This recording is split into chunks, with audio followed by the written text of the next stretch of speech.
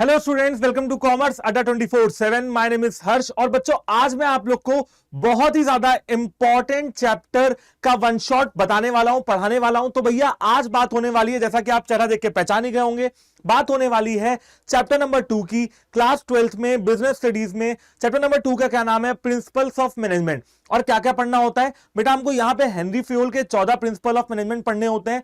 एक तरफ हमको एफडब्ल्यू टेलर के 4 साइंटिफिक प्रिंसिपल्स ऑफ मैनेजमेंट पढ़ने होते हैं, और इसी के साथ 9 टेक्निक्स ऑफ मैनेजमेंट भी पढ़नी पड़ती हैं। तो भैया ये सारी चीजें आज के इस वन शॉट चैप्टर में, वन शॉट टॉपिक में कवर हो जाएंगे। तो ये टॉपिक, ये जो सेशन है, ये आपके लिए बहुत ज्यादा इंपॉर्टेंट होने वाला है, क्योंकि भाई पूरा का पूरा चैप्टर, जो कि एक बहुत लेंथी चैप्टर है, और बोर्ड्स के पेपर में या सीयूटी के पेपर में, दोनों ही पेपर में इस चैप्टर की अपनी एक अलग ही इंपॉर्टेंस है। तो चलिए शुरू करते हैं बिना किसी देरी के। बात हो रही है सबसे पहले फंडामेंटल प्रिंसिपल ऑफ मैनेजमेंट की। अब यार देखो, कहानी की तरह 2-4 चीजें याद कर लो। Fundamental principle of management Henri Fayol ने दिया था। हेनरी फ्यूल एक बहुत ही जाने माने जो है मतलब मैनेजमेंट के एक आप कह सकते हो होनहार थे, मैनेजमेंट के एक्सपर्ट थे, जिन्होंने भाई मतलब कॉन्टिन्यूअसली एक्सपेरिमेंटेशन किया, continuously cause and effect relationship को पढ़ा, समझा कि एक फैक्ट्री में कैसे कैसे वर्कर्स काम करते हैं, कैसे कैसे मैनेजमेंट का क्या एटीट्यूड होता है वर्कर्स के प्रति। तो ये सारी चीजें उन्होंने ऑब्जर्व की, एक्सपेरिमेंट किया अलग अलग सिचुएशंस में अपने प्रिंसिपल ऑफ मैनेजमेंट का, और फाइनली इन्होंने 14 प्रिंसिपल ऑफ मैनेजमेंट दुनिया के सामने रखे। तो हेनरी फ्यूल वो थे जिनकी फोटो मैंने अभी आपको दिखाई थी। अब हेनरी फ्यूल के बारे में कुछ बातें जान लेते हैं, एंड इन्होंने अपने प्रिंसिपल्स ऑफ मैनेजमेंट के बारे में क्या कहा ये जान लेते हैं। एक चीज और, हेनरी फ्यूल के प्रिंसिपल ऑफ मैनेजमेंट को कहा जाता है फंडामेंटल प्रिंसिपल ऑफ मैनेजमेंट या फिर जनरल प्रिंसिपल्स ऑफ मैनेजमेंट, ठीक है। और एफडब्ल्यू टेलर के प्रिंसिपल्स ऑफ मैनेजमेंट की बात करें तो उनको कहा जाता है साइंटिफिक प्रिंसिपल्स ऑफ मैनेजमेंट और साइंटिफिक टेक्निक्स ऑफ मैनेजमेंट। तो सबसे पहले हम लोग शुरू करने वाले हैं हेनरी फ्यूल के 14 प्रिंसिपल के साथ। भैया सबसे पहले ये जान लीजिए कि हेनरी फ्यूल जो थे वो फ्रांस के एक जाने माने इंडस्ट्रियलिस्ट थे। कौन थे? इंडस्ट्रियलिस्ट थे फ्रांस के। अब हेनरी फ्यूल ने एक किताब लिखी अपना काम करते करते, और उस किताब का नाम था जनरल एंड इंडस्ट्रियल मैनेजमेंट। ये किताब इन्होंने लिखी, और इसी किताब में इन्होंने 14 प्रिंसिपल्स ऑफ मैनेजमेंट बताए, जो कि शॉर्ट में मैं आपको आज बताने वाला हूं, पढ़ाने वाला हूं। लेकिन इन्होंने प्रिंसिपल ऑफ मैनेजमेंट के बारे में 2 बातें कही। तो पहले उन दोनों बातों को समझ लेते हैं। देखो यार, सबसे पहले हेनरी फ्यूल ने कहा कि जो ये मेरे प्रिंसिपल ऑफ मैनेजमेंट है ना, ये सजेस्टिव इन नेचर है। ये मैनेजमेंट को, ये किसी भी कंपनी के मैनेजर को सजेस्ट करते हैं। क्या सजेस्ट करते हैं? कि ऐसा ऐसा करो। ये सिद्धांत है, कोई हार्ड एंड फास्ट रूल नहीं है कि फॉलो करना ही है। अगर आपको अच्छा लगता है तो फॉलो करो, सक्सेस जरूर मिलेगी। अगर नहीं अच्छा लगता है तो मत करो। ये सिर्फ सजेस्ट कर रहे हैं, सिर्फ सजेशन दे रहे हैं कि भाई ये मेरे प्रिंसिपल ऑफ मैनेजमेंट है, जो कि आपको अपनी कंपनी में, अपनी ऑर्गेनाइजेशन में, अपनी फैक्ट्री में लागू करने चाहिए। प्रिंसिपल्स को हम हिंदी में क्या कहते हैं? सिद्धांत कहते हैं, सिद्धांत, ठीक है। तो हम भाई हिंदी में क्या कहेंगे? प्रबंधन के सिद्धांत। प्रबंधन बोले तो मैनेजमेंट। तो प्रबंधन के सिद्धांतों के बारे में उन्होंने ये बताया कि ये जो मेरे प्रिंसिपल ऑफ मैनेजमेंट है, ये लॉन्ग नहीं है, should not be long, but are suggestive in nature. ये आपको सजेस्ट करते हैं, बाकी आपकी अपनी मर्जी, बाकी मैनेजर की अपनी मर्जी। अच्छा, ये जितने भी प्रिंसिपल्स हैं ये मैनेजमेंट के लिए हैं, वर्कर्स के लिए नहीं है। समझ गए? ये सारे प्रिंसिपल मैनेजमेंट को बताते हैं कि तुम्हें कैसे कंपनी को या ऑर्गेनाइजेशन को मैनेज करना चाहिए। दूसरी बात इन्होंने क्या कही? इन्होंने कहा कि जो मेरे प्रिंसिपल ऑफ मैनेजमेंट है ना, ये रिजिड नहीं है, ये फ्लेक्सिबल है, ये डायनामिक है। रिजिड मतलब होता है जो एक जगह ठहरा रहे, ठहराव, स्थिरता। ये रिजिड नहीं है, ये एक जगह ठहरे नहीं हुए हैं, ये समय के साथ परिवर्तित होते रहेंगे, समय के साथ बदलते रहेंगे। ये फ्लेक्सिबल है, डायनेमिक है। जैसी सिचुएशन, वो कहते हैं ना, जैसा देश वैसा भेष। तो जैसी सिचुएशन वैसे ये प्रिंसिपल ऑफ मैनेजमेंट हमारे बन जाएंगे। क्योंकि भैया हेनरी फ्यूल ने 1917 में आई गेस ये प्रिंसिपल ऑफ मैनेजमेंट दिए थे। बहुत पुरानी बात हो गई, ठीक है। तो अब आप खुद बताइए कि 100 साल हो गए प्रिंसिपल ऑफ मैनेजमेंट दिए, और 100 साल भैया प्रिंसिपल ऑफ मैनेजमेंट दिए हो गए हैं, तो क्या समय परिवर्तित नहीं हो रहा है? जी हां, समय परिवर्तित हो रहा है। क्या क्या फैशन चेंज नहीं हो गया है? बिल्कुल चेंज हुआ है। क्या देशों की इकोनॉमी चेंज नहीं हुई है? बिल्कुल चेंज हुई है। क्या पॉलिटिकल पार्टी चेंज नहीं हुई है? बिल्कुल चेंज हुई है। बेटा इंडिया तो 100 साल पहले गुलामी में था, अभी आप देखो भाई, अपनी डेमोक्रेसी में रह रहा है, तो भाई टेक्नोलॉजिकल इन्वायरमेंट हो गया, पॉलिटिकल इन्वायरमेंट हो गया, सोशल इन्वायरमेंट हो गया, किसी भी तरीके का इन्वायरमेंट आप ले लीजिए, 100 साल में, एक सदी में पूरी दुनिया बदल गई है। तो इनके प्रिंसिपल ऑफ मैनेजमेंट ये यही कहते हैं कि मेरे जो प्रिंसिपल ऑफ मैनेजमेंट है ये एक जगह रुके हुए नहीं है, ये हमेशा परिवर्तित होते रहते हैं, हमेशा बदलते रहते हैं। Secondly, the principal of management should be flexible and not rigid. ये फ्लेक्सिबल होने चाहिए, रिजिड नहीं होने चाहिए, so that changes can be made in them in case of need, ताकि इनमें बदलाव किए जा सके। चलो भाई, अब बात करते हैं आगे आने वाले अपने सबसे पहले प्रिंसिपल ऑफ मैनेजमेंट की, जो कि है डिवीजन ऑफ वर्क। अब बच्चों देखो, बड़ी सिंपल सी एक लाइन में बात बताता हूं।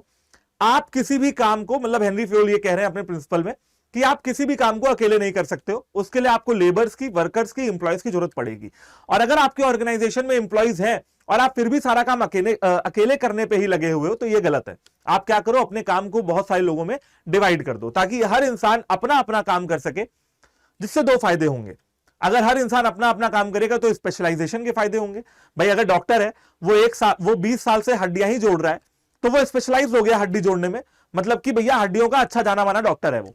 तो ऐसे ही कहा जा रहा है कि हर इंप्लॉय को अपना अपना काम पकड़ा दो, वो अपना अपना काम जो है करता रहेगा।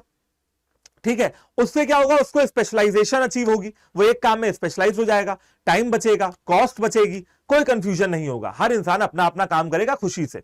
एक बात और, डिवीजन ऑफ वर्क का जो ये प्रिंसिपल है, ये भैया मल्टीटास्किंग के विरोध में है। अब जैसे हम लोग क्या करते हैं, हम लोग मल्टीटास्किंग करते हैं, एक समय पे बहुत सारे काम, उधर न्यूज चल रही है, इधर खाना खा रहे हैं, इधर किताब भी खुली हुई है, ठीक है, और कहीं ना कहीं गाना भी बज रहा है, तो चार चार काम एक साथ करते हैं हम अपने घरों में। हम कहते हैं हम बड़े मल्टीटास्कर अच्छे हैं भैया, हमारी मल्टीटास्किंग बड़ी अच्छी है, लेकिन ये गलत है। आपको एक बार में एक काम करना चाहिए, ताकि सारा फोकस, सारा कंसंट्रेशन आप एक काम में जो है लगा पाए। अब हेनरी फ्योल ने ये बात बहुत पहले समझ ली और अपने principle of management division of work में ऐसा कह दिया कि this principle is a violation, is a contradictory principle to multitasking culture, जहां पे मल्टीटास्किंग होता है, एक इंसान को बहुत सारे काम करने होते हैं। जैसे अगर मैं पढ़ाने में अच्छा हूं, ठीक है, तो मुझे पढ़ाने का काम दिया जाए, यही मेरे लिए अच्छा रहेगा, यही ऑर्गेनाइजेशन के लिए अच्छा रहेगा, क्योंकि मैं पढ़ाने में अच्छा हूं। तो जो जिस काम में अच्छा है उसको वो काम दिया जाए। जैसा कि आप यहां पे देख सकते हैं, एक मैनेजर को अपने काम को अलग अलग लोगों में डिस्ट्रीब्यूट कर देना चाहिए, जिससे क्या होगा, स्पेशलाइजेशन अचीव होगी।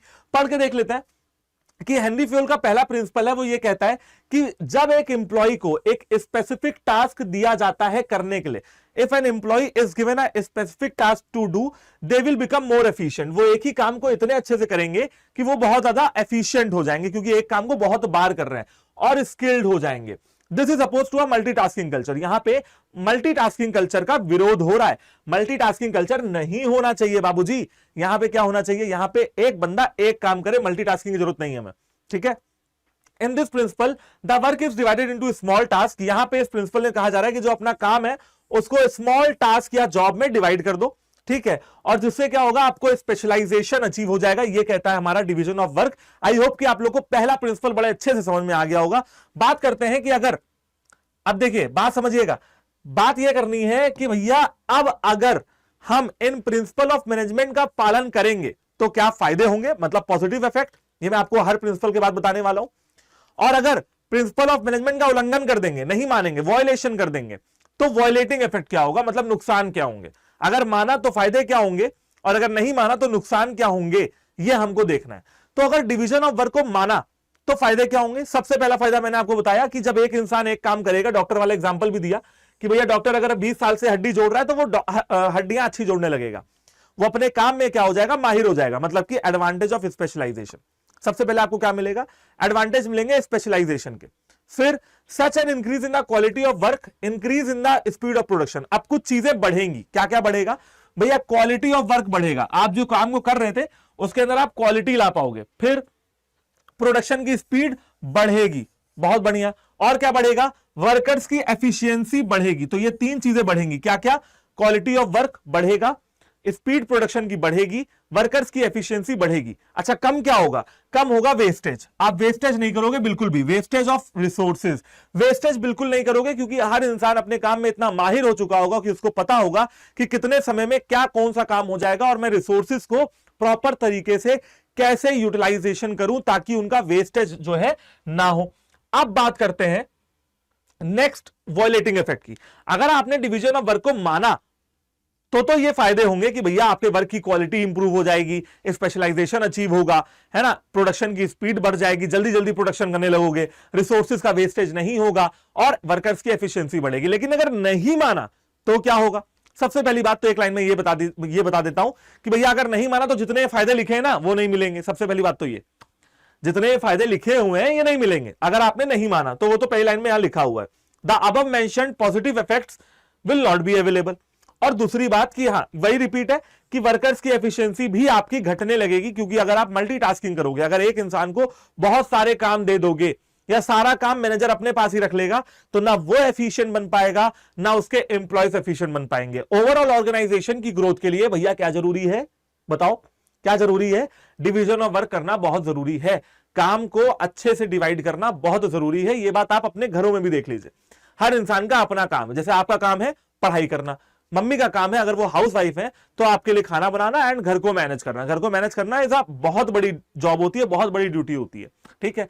फादर अगर भाई जॉब में है या कोई बिजनेस कर रहे हैं तो उनका काम है पैसे कमाना, ठीक है। आपका काम है पढ़ना। अगर हर इंसान अपना अपना काम अच्छे से करता रहे तो घर परिवार अच्छे से चलता रहता है। तो मतलब भैया ये जो हेनरी फ्यूल के प्रिंसिपल है ना, ये यूनिवर्सली वैलिड है, कहीं भी लगा लो हेनरी फ्यूल के प्रिंसिपल काम आ जाएंगे। इंडस्ट्री में लगाओ, घर में लगाओ, ऑफिस में लगाओ, खेलने कूदने में लगाओ, हर जगह, ठीक है। आप इंडियन क्रिकेट टीम को ले लीजिए, इंडियन क्रिकेट टीम में भैया अब कोई ऑलराउंडर है तो कोई बैट्समैन है, कोई बॉलर है तो कोई फील्डर है, कोई विकेट कीपर है। एक आदमी एक ही काम कर रहा है ना।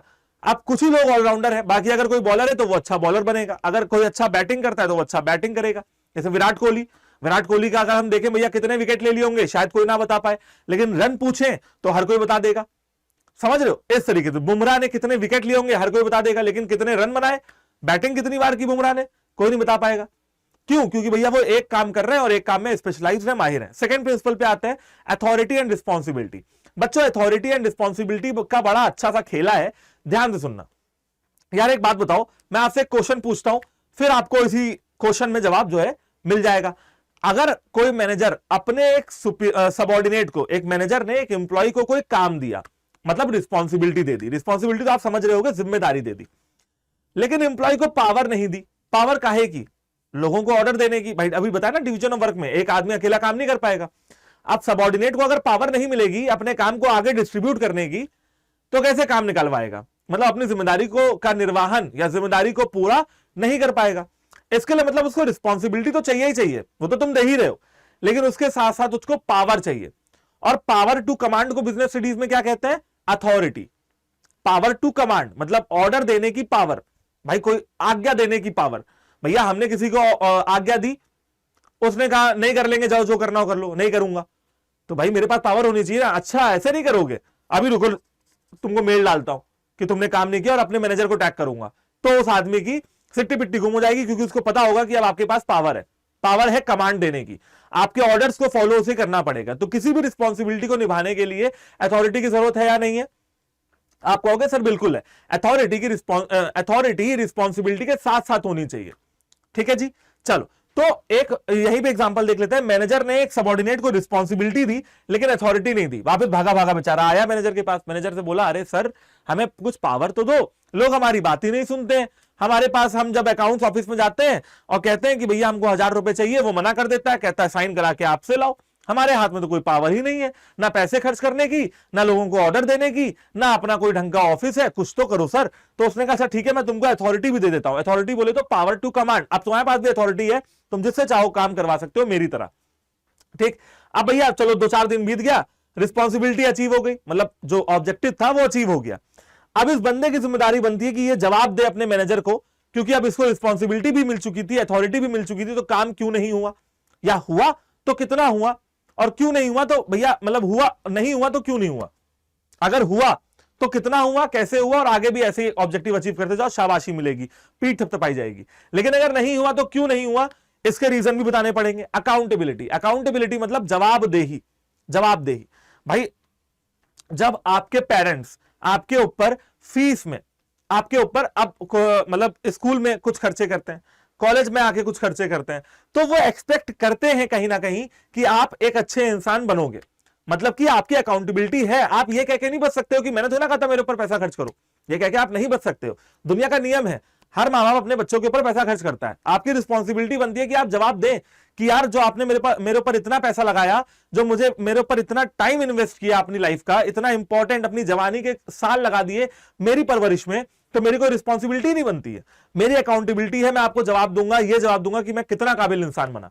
समझ रहे हो? कुछ इस तरीके से आप रिलेट करके पढ़ाई किया करें, बिजनेस स्टडीज में आपको बहुत फायदा करेगी। ठीक है, चाहे वो ऑर्गेनाइजेशन की बात हो, चाहे वो घर की बात हो, चाहे वो कहीं भी मतलब किसी भी चीज की बात हो। आप अपने स्कूल को देख लीजिए, आपके जो क्लास टीचर होते हैं उनके पास पावर होती है, आपको वो कहते हैं चुप रहो, बच्चे चुप होते हैं क्योंकि वो जानते हैं क्लास टीचर की नहीं मानोगे वीपी के पास जाएगा, वीपी से नहीं मानोगे प्रिंसिपल के पास जाएगा, उसके हाथ में पावर है, उसकी बात सुनी जाएगी। और अगर भैया क्लास टीचर के ऊपर भी हो गया एचओडी, हेड ऑफ डिपार्टमेंट है, मान लो आप कॉमर्स के बच्चे हैं, कॉमर्स का हेड ऑफ डिपार्टमेंट जरूर होगा कोई ना कोई, उसकी और चलेगी। ठीक है, तो इस तरीके से रिस्पॉन्सिबिलिटी और authority go hand in hand. अब ये प्रिंसिपल ये कहता है कि authority and responsibility should go hand in hand. It means that when a particular individual is given a particular work, इसका मतलब यह है कि जब एक इंडिविजुअल को कोई काम दिया जाता है तो उसको रिस्पॉन्सिबल बनाया जाता है रिजल्ट्स के लिए, कि भैया रिजल्ट अचीव करके दो, हमने तुमको रिस्पॉन्सिबिलिटी दे दी है। दिस कैन बी पॉसिबल, लेकिन ये तभी पॉसिबल है जब उसको अथॉरिटी दी जाए ताकि वो अपनी रिस्पॉन्सिबिलिटी को पूरा कर पाए।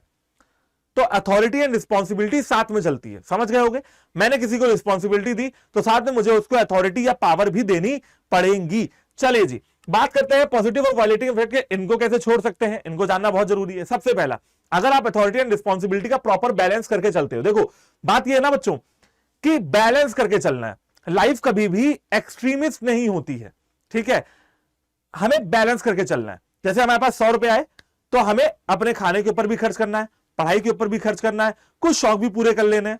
ठीक है, ये एक एग्जांपल दिया, हम बैलेंस करके चलते हैं लाइफ को। अगर हमारे पास 100 रुपए आए, हम गए, हमने 100 रुपए की जो है चॉकलेट खरीद ली, डेयरी मिल्क, नहीं काम नहीं चलेगा। एक दिन तो चॉकलेट खा लोगे, अगले दिन क्या? तो हमें बैलेंस करके चलना पड़ता है। ये जो वायलेटिंग और पॉजिटिव इफेक्ट है, ये भी यही बताते हैं कि भैया जो ये अथॉरिटी एंड रिस्पॉन्सिबिलिटी है, इसको क्या करो, बैलेंस करके चलो, बीच में रख के चलो। ना अथॉरिटी बहुत देनी है, ना रिस्पॉन्सिबिलिटी बहुत देनी है। ज्यादा रिस्पॉन्सिबिलिटी दे दोगे तो आदमी पागल हो जाएगा, कहेगा लो भैया कैसे अचीव किया जाए। अथॉरिटी ज्यादा दे दोगे तो मिसयूज करने लगेगा। तो मतलब सबसे पहले कि अथॉरिटी एंड रिस्पॉन्सिबिलिटी का बैलेंस लेके चलोगे तो टारगेट अचीव हो जाएगा, बहुत बढ़िया। उसके बाद एम्प्लॉइज का कॉन्फिडेंस बढ़ेगा। क्या होगा जी? एम्प्लॉइज का कॉन्फिडेंस बढ़ेगा। बढ़ गया क्यों? क्योंकि भैया उनको अथॉरिटी मिल रही है तो रिस्पॉन्सिबिलिटी भी मिल रही है, अपना काम कर रहा है, कॉन्फिडेंस काहे नहीं बढ़ेगा, रिजल्ट भी लेके आएगा। निगेटिव इफेक्ट क्या है? अगर आपने बैलेंस बिगाड़ा अथॉरिटी एंड रिस्पॉन्सिबिलिटी का तो कुछ निगेटिव इफेक्ट होंगे। पहला, अगर अथॉरिटी ज्यादा दे दी है तो भैया हो सकता है कि शक्तियों का गलत इस्तेमाल भी होने लगे, wrongful use of authority, authority का गलत इस्तेमाल भी होने लगे। दूसरी बात, अगर अथॉरिटी कम दे दी है, यहां पे ना मोर अथॉरिटी, अगर ज्यादा अथॉरिटी दे दोगे तो हो सकता है शक्तियों का गलत इस्तेमाल हो। अगर कम अथॉरिटी दोगे तो हो सकता है टारगेट अचीव ना हो क्योंकि आपने उतनी अथॉरिटी दी नहीं जितनी जरूरत थी। उसके बाद सबऑर्डिनेट कभी कभी अपनी अकाउंटेबिलिटी से भाग जाते हैं। जैसे आप अपनी अकाउंटेबिलिटी से कभी कभी भाग जाते हो ना कि भैया अरे अरे पापा आज पता है आज वो रिजल्ट अच्छा नहीं आया ना, मेरा पेट बहुत खराब था जब मैं पेपर लिखने गया था, सर दर्द हो रहा था, हम इस वजह से पढ़ाई नहीं कर पाए, हम उस वजह से पढ़ाई नहीं कर पाए। पता चला रियलिटी क्या है कि दिन भर बढ़िया फोन चलाते हैं, इंस्टाग्राम। ठीक है, तो ये क्या हो रहा है, अकाउंटेबिलिटी फिक्स करना थोड़ा मुश्किल हो जाएगा। पापा भी कहेंगे अरे यार मेरा बेटा कितना मेहनती है, बेचारी की तबीयत खराब थी लेकिन फिर भी पेपर देने गया, चलो कोई बात नहीं, अच्छे नंबर नहीं आया, पास तो हो गया। तो कहीं ना कहीं अकाउंटेबिलिटी फिक्स करना थोड़ा मुश्किल हो जाता है। और अगर आप अथॉरिटी एंड रिस्पॉन्सिबिलिटी दोनों नहीं देते हैं तो एम्प्लॉइज का कॉन्फिडेंस भी गिर जाता है। कभी कभार ऐसा देखा जाता है कि भैया रिस्पॉन्सिबिलिटी तो दे दी लेकिन पावर नहीं दी, बंदे का कॉन्फिडेंस गिरेगा क्योंकि वो रिजल्ट अचीव नहीं कर पाएगा। अथॉरिटी तो दे दी लेकिन रिस्पॉन्सिबिलिटी नहीं दी, पावर दे दिया, बैठे हुए हैं खाली काम ही नहीं करने को, तो भी कॉन्फिडेंस गिरेगा कि भैया लो हम पे तो कोई किसी को कोई भरोसा ही नहीं, काम ही नहीं देते। ठीक है, चलिए बेटा बात करते हैं थर्ड प्रिंसिपल ऑफ मैनेजमेंट की। ये बड़ा इंपॉर्टेंट है, बड़ा इंटरेस्टिंग है, डिसिप्लिन। अरे सिंपल सी बात है, डिसिप्लिन, अनुशासन। अनुशासन आप सब लोग जानते होंगे, स्कूल, आर्मी, मिलिट्री, नेवी, इन सब ऑर्गेनाइजेशन को अगर देखा जाए तो भैया सबसे ज्यादा डिसिप्लिन इन्हीं 2-3 ऑर्गेनाइजेशन में देखने को मिलता है। अब आप कहोगे सर आपने कॉलेज का नाम नहीं लिया, बेटा कॉलेज कोई भी हो, यूनिवर्सिटी कोई भी हो, स्कूल जैसा डिसिप्लिन आपको कहीं नहीं मिलेगा। स्कूल का अपना एक डिसिप्लिन होता है, बच्चा 8 बजे आएगा, 2 बजे जाएगा, बीच में लंच करेगा, पहले ये टीचर आएंगी पढ़ाने, फिर वो टीचर आएंगी पढ़ाने, फिर ये टीचर आएंगी पढ़ाने। ये अनुशासन चलता रहता है स्कूल में, जो कि बहुत बड़ी अच्छी बात है।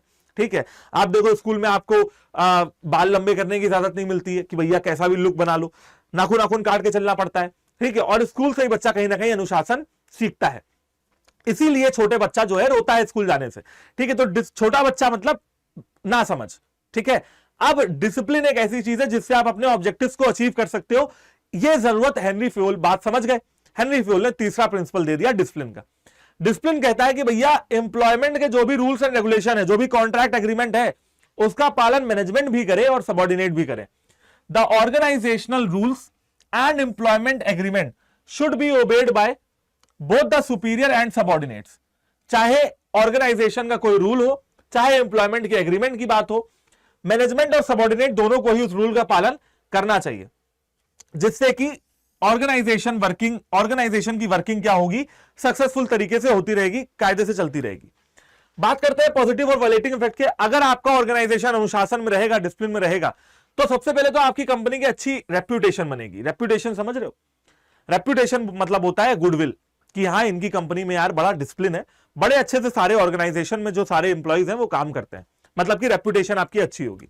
दूसरी चीज, इंप्लॉइज की एफिशिएंसी बढ़ेगी, क्योंकि भाई टाइम से आना, टाइम से जाना, टाइम से खाना, उनको अपना काम पता होना, कोई कंफ्यूजन ना होना, लड़ाई झगड़ा ना होना। इससे क्या होगा, इंप्लॉइज की एफिशिएंसी भी भाई क्या होगी, इंक्रीज होगी। अगले बात, अगर मैनेजमेंट डिसिप्लिन में रहेगा, सबॉर्डिनेट भी डिसिप्लिन में रहेंगे, तो मैनेजमेंट और लेबर के रिलेशन भी अच्छे बने रहेंगे। लेकिन अगर डिसिप्लिन का पालन नहीं होगा तो क्या नुकसान होंगे वो आप जानते हो, मैं अब आपको वायलेटिंग इफेक्ट में बताने वाला हूं। सबसे पहले इसका उल्टा हो जाएगा, ऑर्गेनाइजेशन की रेप्यूटेशन पे गलत फर्क पड़ेगा, ठीक है। डिसऑर्डर बना रहेगा, ऑर्डर नहीं डिसऑर्डर। डिसऑर्डर बोले तो किसको कब कहां जाना है कुछ पता ही नहीं है, किसको क्या कब करना है पता ही नहीं है, लंच करने का टाइम क्या है पता ही नहीं है, आने जाने का टाइम क्या है कुछ पता ही नहीं है। तो height of disorder and atmosphere of doubt and suspicion.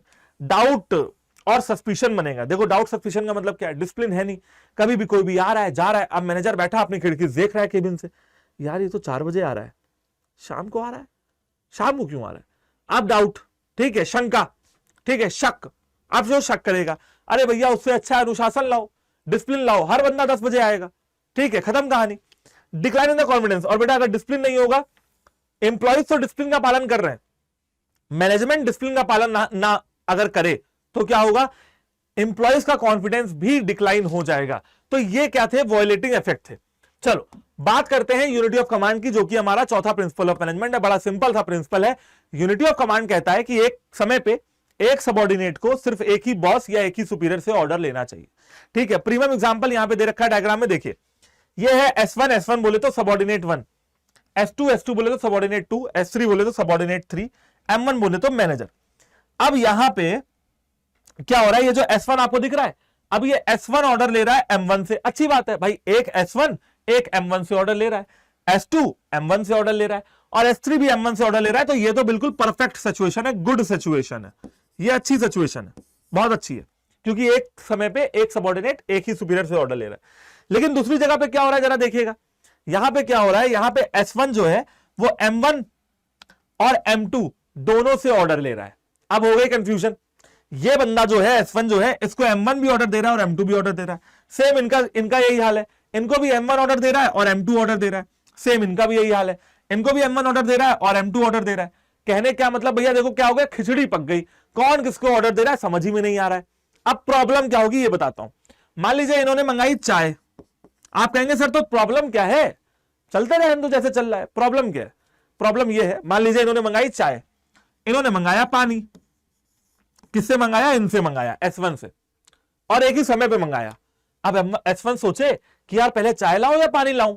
अगर चाय पहले लेके आया तो ये बुरा मानेंगे, कहेंगे पानी क्यों नहीं लाए, और अगर पानी लेके आया तो ये बुरा मानेंगे, कहेंगे तुम जो है तुमको काम दिया गया, तुम चाय नहीं ला पा रहे हो एक कप, तो ये बुरा मानेंगे। मतलब कि दोनों की बातों को एक साथ पालन करना इनके लिए दिक्कत हो जाएगी। अब आप पूरी कहानी समझ गए होंगे, अब दिक्कत स्टार्ट। अब सर इससे भी क्या दिक्कत है, पहले चाय लेगा फिर पानी लेगा, बेटा ऐसा नहीं चलता है। तो छोटा सा एग्जांपल दिया आपको। ऑर्गेनाइजेशन के काम जो होते हैं वो ऑपरेशनल एफिशिएंसी से जुड़े होते हैं, उनको टाला नहीं जा सकता है। अब इसके लिए दिक्कत यह आएगी कि वो किसका काम करे, ये नहीं समझ में आएगा, कंफ्यूजन बढ़ेगा, डिस्प्यूट बढ़ेंगे, कॉन्फ्लिक्ट बढ़ेंगे, लड़ाई झगड़े बढ़ेंगे। देखो 4 दिन तो मैनेज कर लेगा, चाय पानी दोनों एक साथ ले आएगा, एक हाथ में चाय एक हाथ में पानी, दोनों को एक साथ दे देगा। लेकिन डेली डेली अगर यही काम होगा तो फिर वो इरिटेट होगा, काम अच्छे से नहीं करेगा, कॉन्फिडेंस उसका गिरेगा, ठीक है। तो डेली डेली में ये सारी चीजें दिक्कत करेंगी। According to this principle unity of command an individual employee should be receive, एक इंडिविजुअल एम्प्लॉय को ऑर्डर रिसीव करने चाहिए from only one superior at a time. ये यूनिटी ऑफ कमांड का प्रिंसिपल क्या कहता है कि an individual employee should receive orders from only one superior at a time and that employee should be answerable only to that superior. एक समय पे एक इंसान से ऑर्डर ले और एक ही इंसान को आंसरेबल रहे, यही अच्छी बात है, यूनिटी ऑफ कमांड इसी को कहते हैं। अब इसके फायदे क्या है, इसके नुकसान क्या है, 4-4, 5-5 जरा वो पढ़ लेते हैं। अगर आप यूनिटी ऑफ कमांड का पालन करते हैं तो फायदा क्या होगा, कोई भी कंफ्यूजन नहीं होगी, there is no confusion. Subordinate की एफिशिएंसी क्या हो जाएगी, बढ़ेगी, तो कोई भी कंफ्यूजन नहीं होगी, एफिशिएंसी बढ़ेगी। सुपीरियर्स की एफिशिएंसी बढ़ेगी, सुपीरियर भी एक ही आदमी से काम निकलवाएंगे तो ज्यादा अच्छा रहेगा। सबको ऑर्डर देते रहेंगे, सबकी गाली खाएंगे, क्या फायदा, ठीक है। और इजी टू फिक्स रिस्पॉन्सिबिलिटी, यहां पे रिस्पॉन्सिबिलिटी फिक्स करना बड़ा इजी हो जाता है, क्योंकि भैया एक मैनेजर एक सुपीरियर, अब रिस्पॉन्सिबिलिटी फिक्स करना थोड़ा इजी हो गया। कैसे हुआ, क्योंकि अब जो ये सबऑर्डिनेट है ये भी तो ऑर्डर ले रहा है ना मैनेजर से, तो रिस्पॉन्सिबिलिटी फिक्स करना इजी नहीं हो जाएगा कि भैया अगर तुमको काम दिया गया तो क्यों नहीं कि हुआ काम तुम्हारा, बताओ फटाफट। अच्छा, वॉयलेटिंग इफेक्ट की बात करते हैं, तो अगर आप यूनिटी ऑफ कमांड का पालन नहीं करते हैं तो क्या होगा, अब ये जो है कंफ्यूजन क्रिएट करेगा, इट क्रिएट्स कंफ्यूजन, कि वो सोचेगा ना चाय लाऊं कि पानी लाऊं, कंफ्यूजन की situation. It reduces the efficiency, subordinates और सुपीरियर्स की एफिशिएंसी दोनों की गिर जाएगी। 3 पॉइंट तो यही हो गए। देखो याद करना कितना आसान है, ये सारी चीजें पढ़ रहे हो लेकिन याद कैसे करोगे, बड़ा याद सिंपल है, लॉजिक लगा लो याद हो जाएगा। बिजनेस स्टडीज में तुम समझ गए होगे मैं तुमको कैसे पढ़ा रहा हूं, लॉजिक लगाने के लिए कह रहा हूं मैं, बस ये तो तुमको पढ़ा रहा हूं रीड करने के लिए, ताकि एक बार रीड कर लो दिमाग में बैठ जाए अंग्रेजी में। याद कभी ना कर पाओगे ये, और ना करना, कोशिश भी ना करना, कर भी अगर रटने की या याद करने की क्षमता तुम्हारी बहुत ज्यादा हो, जैसे मेरी है थोड़ी बहुत ज्यादा, लेकिन मैं कोशिश नहीं करूंगा इसको रटने की, रटूंगा तो फिर भैया अकाउंटेंसी का क्या होगा, इकोनॉमिक्स का क्या होगा, दिमाग तो एक ही है ना, भेजा तो एक ही है। तो उस भेजे में ये डालो कि ये रीड करना है, समझना है, लॉजिक लगाना है अपना, जाके पेपर में अंग्रेजी लिख के आनी है अपनी, समझ गए, तो ये रीड करना है सिर्फ और सिर्फ। अब सुपीरियर्स का ईगो हर्ट हो जाएगा अगर यूनिटी ऑफ कमांड का पालन नहीं होगा। मैंने आपको बताया चाय पानी वाला, चाय लाओगे तो पानी वाला ईगो हर्ट करेगा, पानी लाओ तो चाय वाला ईगो हर्ट करेगा। और यहां पे अकाउंटेबिलिटी भी फिक्स करना दिक्कत हो जाएगी। यहां पे तो इजी था रिस्पॉन्सिबिलिटी को फिक्स करना कि हाँ भैया मैंने तुमको रिस्पॉन्सिबिलिटी दी, क्यों नहीं अचीव हुई तुरंत बताओ, लेकिन यहां पे नहीं, क्योंकि वो तो एक इंसान 2-2, 3-3 लोगों के लिए काम कर रहा है, तो भैया वो तो बोल देगा साफ साफ कि भैया जब तुमने हमसे बोला चाय लाने के लिए तो उन्होंने हमसे पानी लाने के लिए बोला, अब हम पहले चाय लाए कि पानी, हम तो पानी ले आए, चाय लाए नहीं, अब चाय वाला डांटे तो डांटता रहे। तो रिस्पॉन्सिबिलिटी फिक्स करना थोड़ा बच्चों मुश्किल हो जाता है। आई होप कि आप लोगों को पूरी कहानी समझ में आ गई होगी। अगला प्रिंसिपल है unity of direction.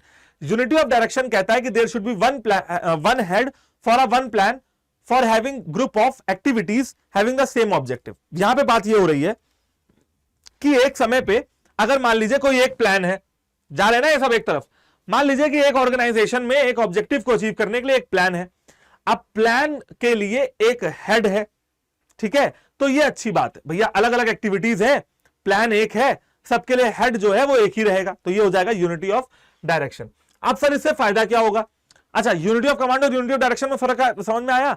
Unity of command कहता है कि there should be one superior to a subordinate, कि एक सबऑर्डिनेट एक ही सुपीरियर से ऑर्डर लेगा, यहां पे ऑर्डर लेने की बात हो रही है। यूनिटी ऑफ डायरेक्शन में बात हो रही है कि भैया एक प्लान है उसका एक ही हेड हो तो ज्यादा अच्छा है, ठीक है। अच्छा एक प्लान का अगर एक हेड होगा तो क्या होगा, ऑब्जेक्टिव जल्दी अचीव हो पाएंगे। सबसे पहला एफिशिएंसी ऑर्गेनाइजेशन की बढ़ेगी, ऑब्जेक्टिव अचीव हो पाएंगे और कोऑर्डिनेशन बना रहेगा। जैसा कि आप यहां पे देख सकते हैं कि रास्ता दिखाने वाला जो हाथ आपको दिख रहा है मान लीजिए मैनेजर का है, और सारे लोग एक ही डायरेक्शन में जो है आगे बढ़ रहे हैं। अब ऑब्जेक्टिव अचीव होना थोड़ा दिक्कत जो है आसान हो गया।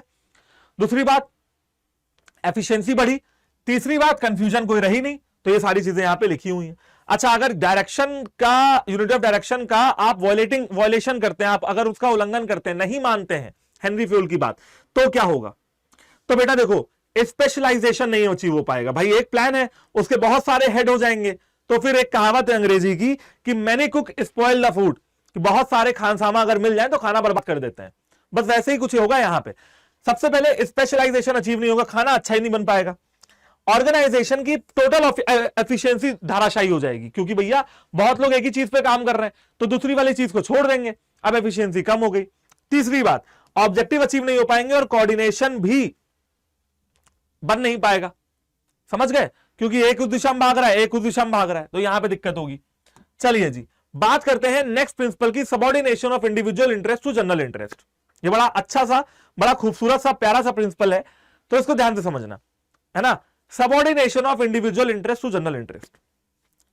सर नाम से तो कुछ समझ में नहीं आ रहा है, डिवीजन ऑफ वर्क तो समझ में आया, यूनिटी ऑफ कमांड तो नाम से समझ में आ गया, यूनिटी ऑफ डायरेक्शन नाम से समझ में आ गया, डिसिप्लिन नाम से समझ में आ गया, अथॉरिटी रिस्पॉन्सिबिलिटी नाम से समझ में आ गया। तो भैया छठा प्रिंसिपल है, ये कहता है कि सबऑर्डिनेट कर दो इंडिविजुअल इंटरेस्ट को। सर इंडिविजुअल इंटरेस्ट का क्या मतलब है?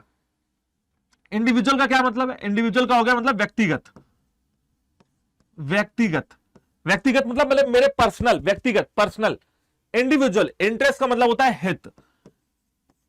अब देखो यहां पे बात ये हो रही है कि अगर मान लो एक ऑर्गेनाइजेशन है, ऑर्गेनाइजेशन का पूरा इंटरेस्ट देखा जाए तो उनका इंटरेस्ट है पैसे जो है हमें कमाने हैं, क्या करना है, टारगेट ले लिया 1000 सेल करनी है इस महीने में। कितनी सेल? 1000 सेल अपन को इस महीने में करनी है। अच्छा 1000 सेल करेंगे, सेल बढ़ेगी, पैसा आएगा, इंडिविजुअल जो है जनरल ऑब्जेक्टिव अचीव हो पाएगा। जनरल मतलब पूरे ऑर्गेनाइजेशन का ऑब्जेक्टिव या इंटरेस्ट जो है वो होगा। लेकिन वहीं पे एक इंसान था, अकेला खड़ा था, उसने कहा ना 1000 सेल तो छोड़ो, मैं एक सेल नहीं करूंगा।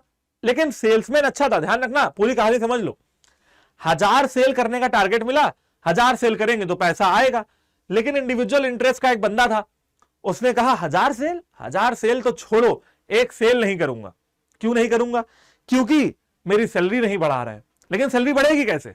जब सेल करोगे। तो भैया बात ये हो गई घूम फिर के कि इसका जो पर्सनल इंटरेस्ट था ना, ये ऑर्गेनाइजेशन के इंटरेस्ट से मैच नहीं कर रहा था, कॉन्फ्लिक्टिंग हो रहा था। अब जो इंडिविजुअल इंटरेस्ट है ये कहता है कि मैं एक सेल नहीं करूंगा, मेरा पहले सैलरी बढ़ाओ। सैलरी बढ़े कैसे? जब भैया तुम सेल करोगे। बात यहां पे ये हो रही है बच्चों कि ये जो सेल्समैन है जिसकी बात हो रही है, जिसका इंडिविजुअल इंटरेस्ट है, वो अच्छा भी है, वो अगर चाहेगा तो वो टीम को मजबूत करेगा, तो ऑर्गेनाइजेशन उसको जाने भी नहीं दे सकती। अब आपसे मेरा सवाल यह है, मैंने आपको पूरा केस बता दिया, जाने भी नहीं से दे सकती है क्योंकि अच्छा है, काम भी नहीं करना चाहता है क्योंकि उसकी सैलरी नहीं बढ़ रही है, और यहां पे सैलरी नहीं बढ़ा सकते क्योंकि पैसा नहीं है, तो पैसे के लिए ऑब्जेक्टिव अचीव करना पड़ेगा। अब क्या होगा अगर आप मैनेजर होंगे तो क्या करेंगे?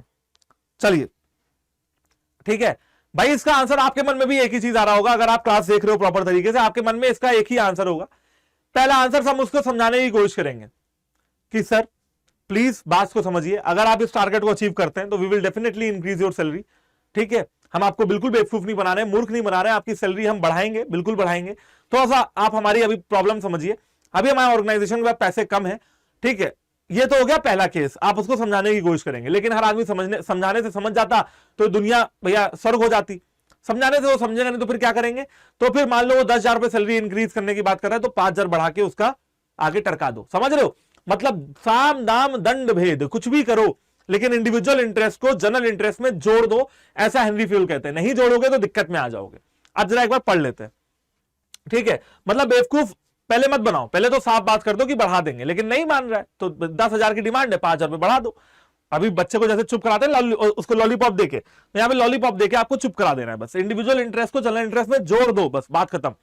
तो फ्योल के 14 एडमिनिस्ट्रेटिव प्रिंसिपल है, where any individual interest that conflict, जब इंडिविजुअल का इंटरेस्ट कॉन्फ्लिक्ट करता है ऑर्गेनाइजेशन के इंटरेस्ट से, must be subordinated to the interest of the organisation. तब क्या करना चाहिए? हमें ऑर्गेनाइजेशन के इंटरेस्ट में उसको मिला देना चाहिए। The organisation must find ways to reconcile the tension. समझ रहे हो? मैंने आपसे 2 सवाल पूछा था ना, जो मैंने आपसे सवाल पूछा था, जो जिसके मैंने खुद ब खुद जवाब भी दे दिए, तो मैंने वो आपको जवाब दिया कि ऑर्गेनाइजेशन, क्योंकि ये कह रहे हैं ऑर्गेनाइजेशन को ही तरीके ढूंढने पड़ेंगे टेंशन को कम करने का इंडिविजुअल और ऑर्गेनाइजेशन के बीच में। जो मैनेजर है ना, जो मैनेजमेंट है ना, उसी को तरीके सोचने पड़ेंगे। किस चीज के? टेंशन कम करने के। 2 तरीके तो मैंने आपको बताया, पहला तो समझा दो, नहीं समझेगा तो टरका दो। ठीक है, ये तो अगर मैं होता मैनेजर तो मैं तो यही करता। ठीक है, अब आप क्या करते? कमेंट करके एक बार बता देना अगर क्लास को देख रहे हो। चलो बात करते हैं इसके पॉजिटिव और वॉयलेटिंग इफेक्ट के बारे में। सबसे पहले पॉजिटिव इफेक्ट देखो यार, हमें किसी भी एम्प्लॉय को इंसानी नजरों से भी देखना चाहिए कि हाँ यार इंसान अच्छा है, काम अच्छा कर रहा है। वो अलग बात है कुछ और चाहता है इस समय, लेकिन काम अच्छा करता है, अपने काम में अच्छा है। मतलब कहीं ना कहीं ह्यूमैनिटी को देखना चाहिए, ह्यूमैनिटी को लेके चलना चाहिए। ये नहीं कि जब उसका बुरा समय आए तो उसको निकाल के बाहर फेंक दो, उसका हाथ पकड़ के चलो, क्योंकि एम्प्लॉय जान है आपकी ऑर्गेनाइजेशन की। एम्प्लॉय है तो आपका काम हो रहा है, नहीं तो आप सारा काम अकेले ना कर लेते। तो अच्छे एम्प्लॉयज की कदर करना सीखो, ह्यूमैनिटी को ऑब्जर्व करो सबसे पहले। दूसरी बात, उसको यह समझाओ कि कंपनी के फायदे में ही तुम्हारा फायदा है। Everybody profits in the profits of the company, her company के प्रॉफिट में ही तुम्हारा प्रॉफिट है। तीसरी बात, ऑर्गेनाइजेशन के ऑब्जेक्टिव्स अचीव होंगे अगर आप सबऑर्डिनेशन का पालन करेंगे। और चौथी बात, कोऑर्डिनेशन बनेगा इंडिविजुअल और ऑर्गेनाइजेशन के बीच में और उनके ऑब्जेक्टिव्स में। बात करते हैं वॉयलेटिंग इफेक्ट की। अगर आप नहीं करते हैं सबऑर्डिनेशन इंडिविजुअल इंटरेस्ट का जनरल इंटरेस्ट में, तो क्या होगा पता है? दो तीन तरीके की बात हो सकती है। पहली बात, दो तीन बातें निकल के आएंगी। या तो वो छोड़ के चला जाएगा, तो भी आपका नुकसान। सुनिए बात को ध्यान से। अगर वो एम्प्लॉय जो चाहता था सैलरी बढ़ा दी जाए, या तो वो छोड़ के चला जाएगा, नुकसान किसका? बेटा एम्प्लॉय को तो कहीं और मिल जाएगी ना, आजकल तो आप जानते हैं, स्विच कर लो, पैसा मिल जाएगा उसको उतना ही। नुकसान किसका होगा? एम्प्लॉय का नहीं होगा, नुकसान होगा कंपनी का। कंपनी ने उसकी ट्रेनिंग एंड डेवलपमेंट में पैसा खर्च किया था, कंपनी चाहती थी कि वो अच्छा काम करे, नुकसान किसका हुआ? आपकी कंपनी का हुआ। दूसरा, अगर वो ऑर्गेनाइजेशन में टिक गया तो काम नहीं करेगा, अगर आप उसके इंटरेस्ट को सबऑर्डिनेट नहीं करेंगे, तो भी किसका नुकसान? आपका, कि सैलरी भी देनी पड़ रही है और काम भी नहीं कर रहा है। तो हर तरफ नुकसान किसका?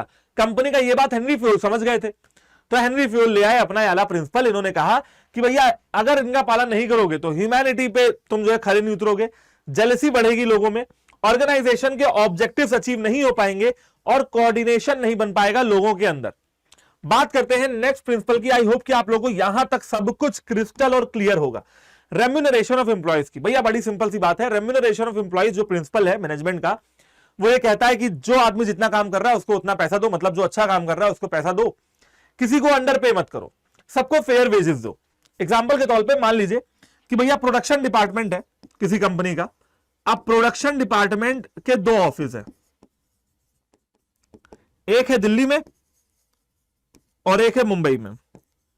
अब दिल्ली के यहां जो मैनेजर है, क्योंकि दो ऑफिस है तो दिल्ली वाला तो दिल्ली को मैनेज करेगा, मुंबई वाला मुंबई को मैनेज करेगा। दिल्ली वाले मैनेजर को आप देते हो 10 लाख रुपए, तो यह प्रिंसिपल यह कहता है कि फिर मुंबई वाले को भी 10 लाख रुपए दो, मतलब फेयर वेजेस दो। जब एक ही डिपार्टमेंट में दोनों लोग हैं, एक दिल्ली एक मुंबई में, तो 10-10 लाख रुपए दोनों को दो, या तो दोनों को फिर कम कर दो या तो दोनों का बढ़ा दो। एक का कम एक का ज्यादा नहीं चलेगा। एक का तुमने कर दिया 8 लाख और एक का कर दिया 12 लाख, ये नहीं चलेगा, दोनों को बराबर दो। दूसरी बात, ये रेम्यूनरेशन का जो प्रिंसिपल है वो कहता है कि पैसा उनके काम के हिसाब से दो, जो मार्केट वैल्यू है उसके हिसाब से दो।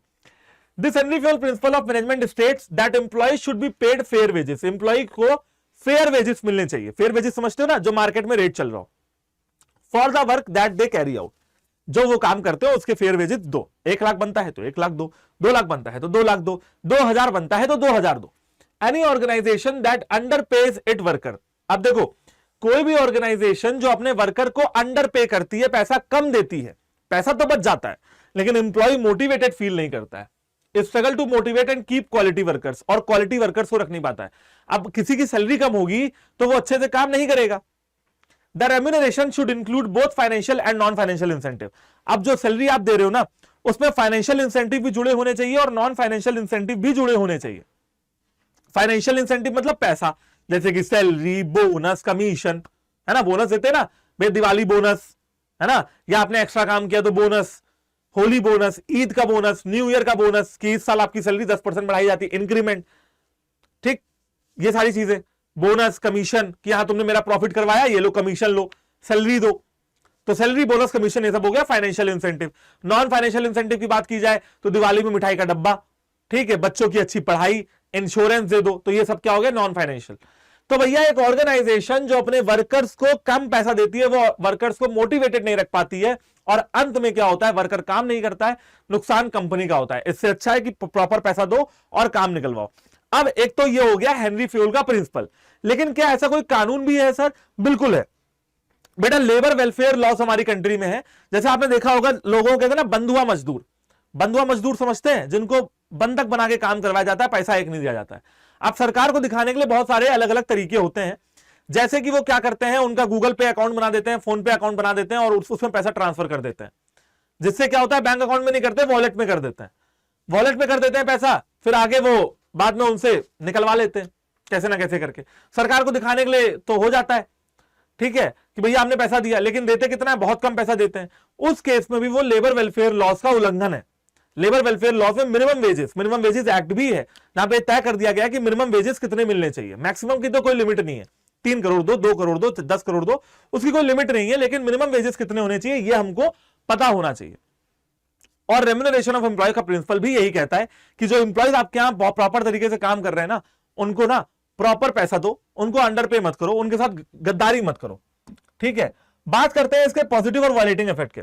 अगर आप उनको प्रॉपर पैसा दोगे तो आपके जो एम्प्लॉयज हैं वो सेटिस्फाइड फील करेंगे और इनकरेज रहेंगे, हमेशा मोटिवेटेड रहेंगे काम को अच्छा करने के लिए।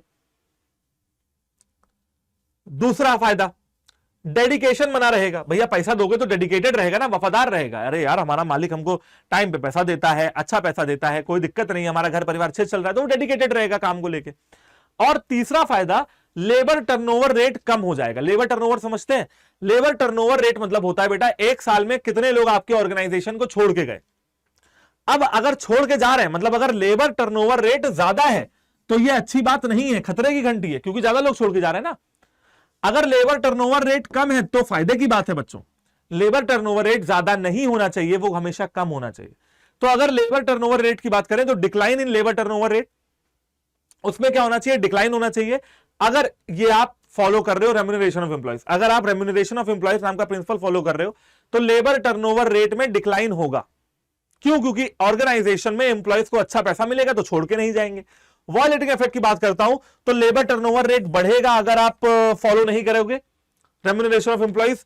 डिसऑनेस्टी बढ़ेगी, बंदा काम नहीं करना चाहेगा, बेईमानी करेगा, और ना वो इनकरेज रहेगा और ना वो सेटिस्फाइड रहेगा और ना वो डेडिकेटेड रहेगा। मतलब इसका सारा उल्टा हो जाएगा। यहां पे इनकरेज था, सेटिस्फाइड था, डेडिकेटेड था, यहां पे ना इनकरेज रहेगा, ना सेटिस्फाइड रहेगा, ना डेडिकेटेड रहेगा। यहां पे ऑनेस्टी थी, यहां पे डिसऑनेस्टी हो जाएगी। लेबर टर्नओवर रेट यहां पे बढ़ेगा, यहां पे कम होगा और यहां पे बढ़ने लगेगा अगर आप पालन करते हो और नहीं करते हो। दोनों चीजें मैंने आपको बता दी। चलिए बात करते हैं अपने नेक्स्ट प्रिंसिपल की ओर, बढ़ते हैं नेक्स्ट प्रिंसिपल की तरफ, जो कि है सेंट्रलाइजेशन और डिसेंट्रलाइजेशन। ये भी बड़ा इंटरेस्टिंग प्रिंसिपल है, तो ध्यान से सुनना। आई होप कि आप लोगों को सारी बातें समझ में आ रही होंगी, सारे प्रिंसिपल अभी तक समझ में आ रहे होंगे। तो सबसे पहले मैं आपको 1 मिनट का टाइम देता हूं, आपको ये सारी चीजें एक बार रीड कर लेनी है, सेंट्रलाइजेशन, डिसेंट्रलाइजेशन, एंड देन मैं आपको भी एक्सप्लेन कर देता हूं।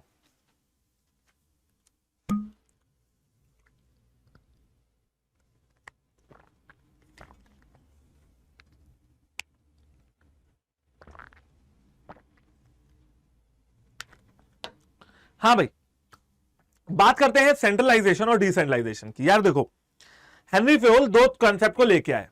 एक तो उन्होंने कहा अगर सारी पावर एक आदमी के हाथ में होगी तो उसे हम कहेंगे सेंट्रलाइजेशन, जहां पे सारी पावर एक आदमी के हाथ में आ गई। लेकिन उन्होंने कहा जब सारी पावर वो बांट देना तो उसको क्या नाम दूं? उसको नाम देता हूं डिसेंट्रलाइजेशन। सेंट्रलाइजेशन नाम से समझ में आ रहा होगा, जहां पे सारी अथॉरिटी एक इंसान के हाथ में आ गई, यानी कि concentration of authority. Concentration of authority, एक हाथ में अथॉरिटी आ गई। और यहां पे डिसेंट्रलाइजेशन का मतलब यह है डिस्पर्सल ऑफ अथॉरिटी। हमने अथॉरिटी क्या कर दी? बांट दी, चारों ओर बांट दी। तो जब अथॉरिटी एक हाथ में आ जाए तो कंसंट्रेशन यानी कि सेंट्रलाइजेशन, जब बांट दे तो यानी कि डिस्पर्सल यानी कि डिसेंट्रलाइजेशन। जैसा कि आप एग्जांपल में देख सकते हैं, यहां पे क्या हो रहा है, यहां पे सारी जो पावर है वो एक आदमी के हाथ में। किसके हाथ में? इनके हाथ में। मान लो ये मैनेजर है तो एम लिख दे रहा हूं, इनके हाथ में। तो ये क्या हो गया? ये हो गया सेंट्रलाइजेशन। जब सारी पावर सब में बट जाए और कोई बीच में हो ही ना, कोई मैनेजर रहे ना, सब आपस में मैनेजर हो जाए, सब आपस में क्या करें? मैनेजर हो जाने का मतलब है सबके पास रिस्पॉन्सिबिलिटी आ जाए, सब एक लेवल पे हो जाए, सब एक दूसरे से बातचीत करें, तो इसे कहते हैं बच्चों डिसेंट्रलाइजेशन। ये था सेंट्रलाइजेशन और ये है डिसेंट्रलाइजेशन। ठीक है, तो अब बात करते हैं, ये मैंने आपको 2 क्या बता दिए? कीवर्ड बता दिए। ये दोनों क्या है? कीवर्ड है। इसको हमेशा याद रखना, क्वेश्चन में जब भी आए बोर्ड में तो ये जरूर लिख के आना कि कीवर्ड। ठीक है, चलिए पढ़ लेते हैं एक बार।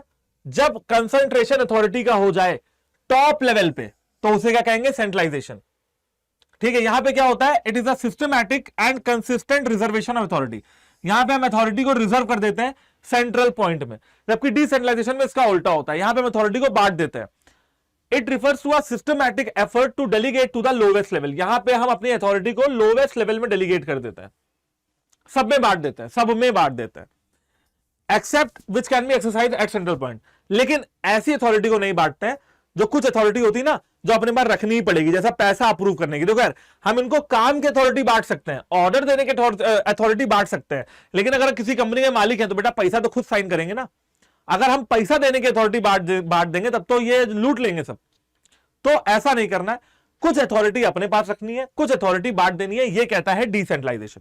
चलिए बात करते हैं कि अगर आप बांटते हो, नहीं बांटते हो, क्या करते हो, तो उसके फायदे और नुकसान क्या होंगे। सबसे पहले अगर आप डिसेंट्रलाइजेशन कर देते हो, अगर आप अपनी अथॉरिटी को लोगों में बांट देते हो, तो सुपीरियर या मैनेजर का वर्कलोड कम हो जाएगा, जल्दी जल्दी डिसीजन होंगे, क्योंकि अब बहुत लोग होंगे डिसीजन लेने के लिए, तो जल्दी डिसीजन होंगे।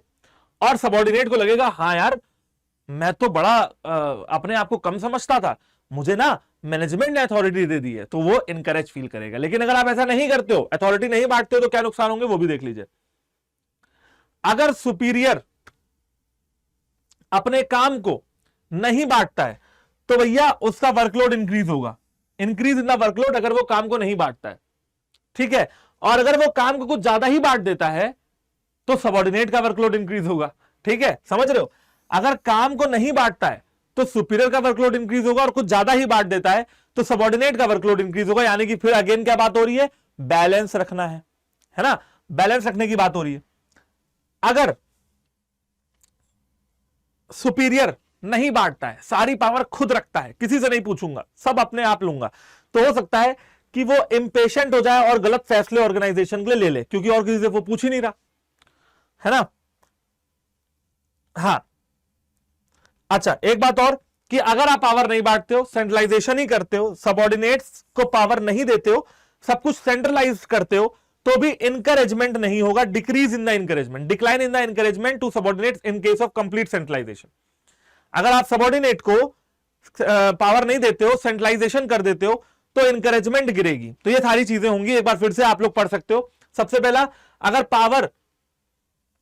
पावर सुपीरियर की सेंट्रलाइज रहती है तो सुपीरियर का वर्कलोड बढ़ेगा, अगर बढ़ जाती है, कुछ ज्यादा ही बढ़ जाती है, तो सबऑर्डिनेट का वर्कलोड बढ़ेगा, गलत फैसले भी ले सकता है सेंट्रलाइजेशन के केस में, और अगर सेंट्रलाइजेशन के केस में सबऑर्डिनेट तक पावर नहीं पहुंची तो वो इनकरेज नहीं हो जाएगा, वो डिस्करेज हो जाएगा।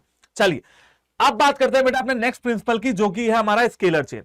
स्केलर चेन में बड़ा इंटरेस्टिंग प्रिंसिपल है, हम यहां पे अभी रीड नहीं करते हैं, पहले हम इस डायग्राम को समझने की कोशिश करते हैं। स्केलर चेन में यह कहा गया कि यार हेनरी फ्यूल ने कहा कि यार कैसे क्या करूं, लोग ना यार कैसे, हेनरी फ्यूल जब लिख रहे होंगे तो क्या सोचते होंगे, हेनरी फ्यूल जब लिख रहे होंगे स्केलर चेन का प्रिंसिपल, तो सोच रहे होंगे यार कैसे क्या करूं जिससे कि लोग ना प्रॉपर ऑर्गेनाइजेशनल हायरार्किकल लेवल पे बातचीत करने लगे एक दूसरे से, और कैसे क्या करूं कि कोई कंफ्यूजन ना हो।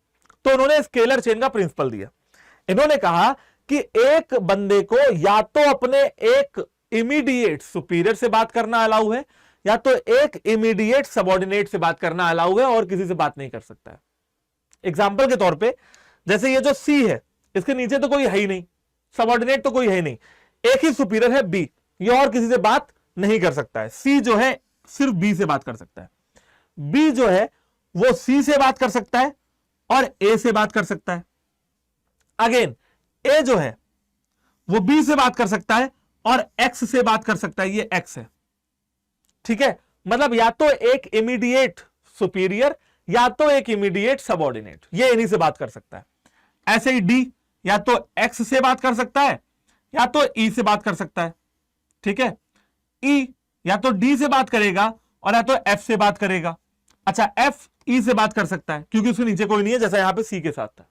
एक इमीडिएट सुपीरियर, एक इमीडिएट सबऑर्डिनेट, और किसी से आप बातचीत नहीं कर सकते। लेकिन मान लीजिए कि सी को एफ से कोई इमरजेंसी के सिचुएशन में बात करनी थी। एक क्वेश्चन मैं आपको बता देता हूं, ठीक है, उस क्वेश्चन से आप समझ पाओगे। क्वेश्चन बता रहा हूं, आंसर बता रहा हूं। एक कंपनी थी, मान लीजिए वो बल्ब बनाती थी, बल्ब के लिए जो फिलामेंट यूज होता था, सी जो है उस परचेज डिपार्टमेंट में थे, फिलामेंट परचेज करते थे और बल्ब बनाते थे। एफ जो है वो प्रोडक्शन डिपार्टमेंट में थे। तो सी को पता लगा कि यार जो फिलामेंट आया है आपकी खरीद के, वो सारे के सारे खराब हैं। ये बात सी को तुरंत एफ को बतानी है, क्योंकि एफ ने अगर प्रोडक्शन शुरू कर दिया तो लाखों का नुकसान हो जाएगा, तुरंत बतानी है। तो ऐसे ऐसे ये सब कब तक करता रहेगा, इसमें तो बहुत टाइम चला जाएगा ना। सी डायरेक्टली एफ से बात कर सकता है क्योंकि ये इमरजेंसी की सिचुएशन है, और इस सिचुएशन को हम कहते हैं गैंग प्लैंक। क्या कहते हैं बच्चों? गैंग प्लैंक कहते हैं। इसको क्या कहते हैं? इस पूरे डायग्राम को हम क्या कहते हैं? इस पूरे तरीकों को हम क्या कहते हैं? Scalar chain. अगर इमरजेंसी की बात है, ऑपरेशनल एफिशिएंसी की बात है, तो इस पूरे स्केलर चेन को हम धाराशाही कर देंगे, ध्वस्त कर देंगे, तोड़ देंगे। हम क्या करेंगे? गैंग प्लैंक का सहारा लेंगे। पढ़ के देख लेते हैं, आपको पूरी बात समझ में आ गई होगी। सबसे पहले गैंग प्लैंक पढ़ लेते हैं। The system can be circumvented in emergencies and for operational efficiency, मतलब ऑपरेशन एफिशिएंसी के लिए और इमरजेंसी के लिए हम इस पूरे सिस्टम को तोड़ सकते हैं, और इसे हम लोग क्या कहते हैं, गैंग प्लैंक। यहां पे पढ़ लेते हैं, establishing an unbroken line of authority, Henri Fayol ने एक अनब्रोकन लाइन ऑफ अथॉरिटी बना दी, अनब्रोकन लाइन ऑफ अथॉरिटी, जिसको तोड़ा ना जा सके। ठीक है, इस मॉडल में the person at each management level communicate with only those directly above and below them. एक बंदा सिर्फ उसी से बात कर सकता है जो कि या तो इमीडिएटली बिलो हो या तो इमीडिएटली अबव हो। बिलो अबव, हम जो है इसी से बात कर सकते हैं, या तो हमारे ऊपर या तो हमारे नीचे, या तो अबव या तो बिलो, और हम किसी से बात नहीं कर सकते हैं। लेकिन गैंग प्लैंक में कहा गया कि भैया इस जो है सिचुएशन को आप तोड़ सकते हो इमरजेंसी के केस में और ऑपरेशनल एफिशिएंसी के केस में। बात करते हैं इसके क्या फायदे और क्या नुकसान है। सबसे पहला फायदा क्या है, पॉजिटिव इफेक्ट की बात की जाए, सबसे पहला पॉजिटिव इफेक्ट क्या हो जाएगा। पॉजिटिव इफेक्ट जो सबसे पहला होगा वो ये होगा कि इंफॉर्मेशन का ऑर्डर रहेगा, orderly information, flow of orderly information, information orderly चलती रहेगी। ठीक है, बिल्कुल चलती रहेगी, क्योंकि हम भाई एक अनब्रोकन लाइन ऑफ अथॉरिटी का पालन कर रहे हैं। दूसरी बात, आपके रिलेशन अच्छे बनेंगे। ठीक है, रिलेशन आप अच्छे बना पाओगे क्योंकि आप अथॉरिटी का सम्मान करोगे, किसी और से तू मैं बकवास नहीं करोगे, प्रॉब्लम का अच्छा तरीके से सॉल्यूशन होगा। तो ये तो है पॉजिटिव इफेक्ट कि भैया कोई प्रॉब्लम है तो अपने सुपीरियर से पूछ ली, और सबऑर्डिनेट को कोई प्रॉब्लम है तो उसने आपसे पूछ ली। लेकिन अगर एस्केलेशन का पालन नहीं करते तो क्या होगा, कोई भी किसी से बात करेगा, इनफॉर्मल फ्लो हो जाएगा, डिसऑर्डर हो जाएगा कंपनी में।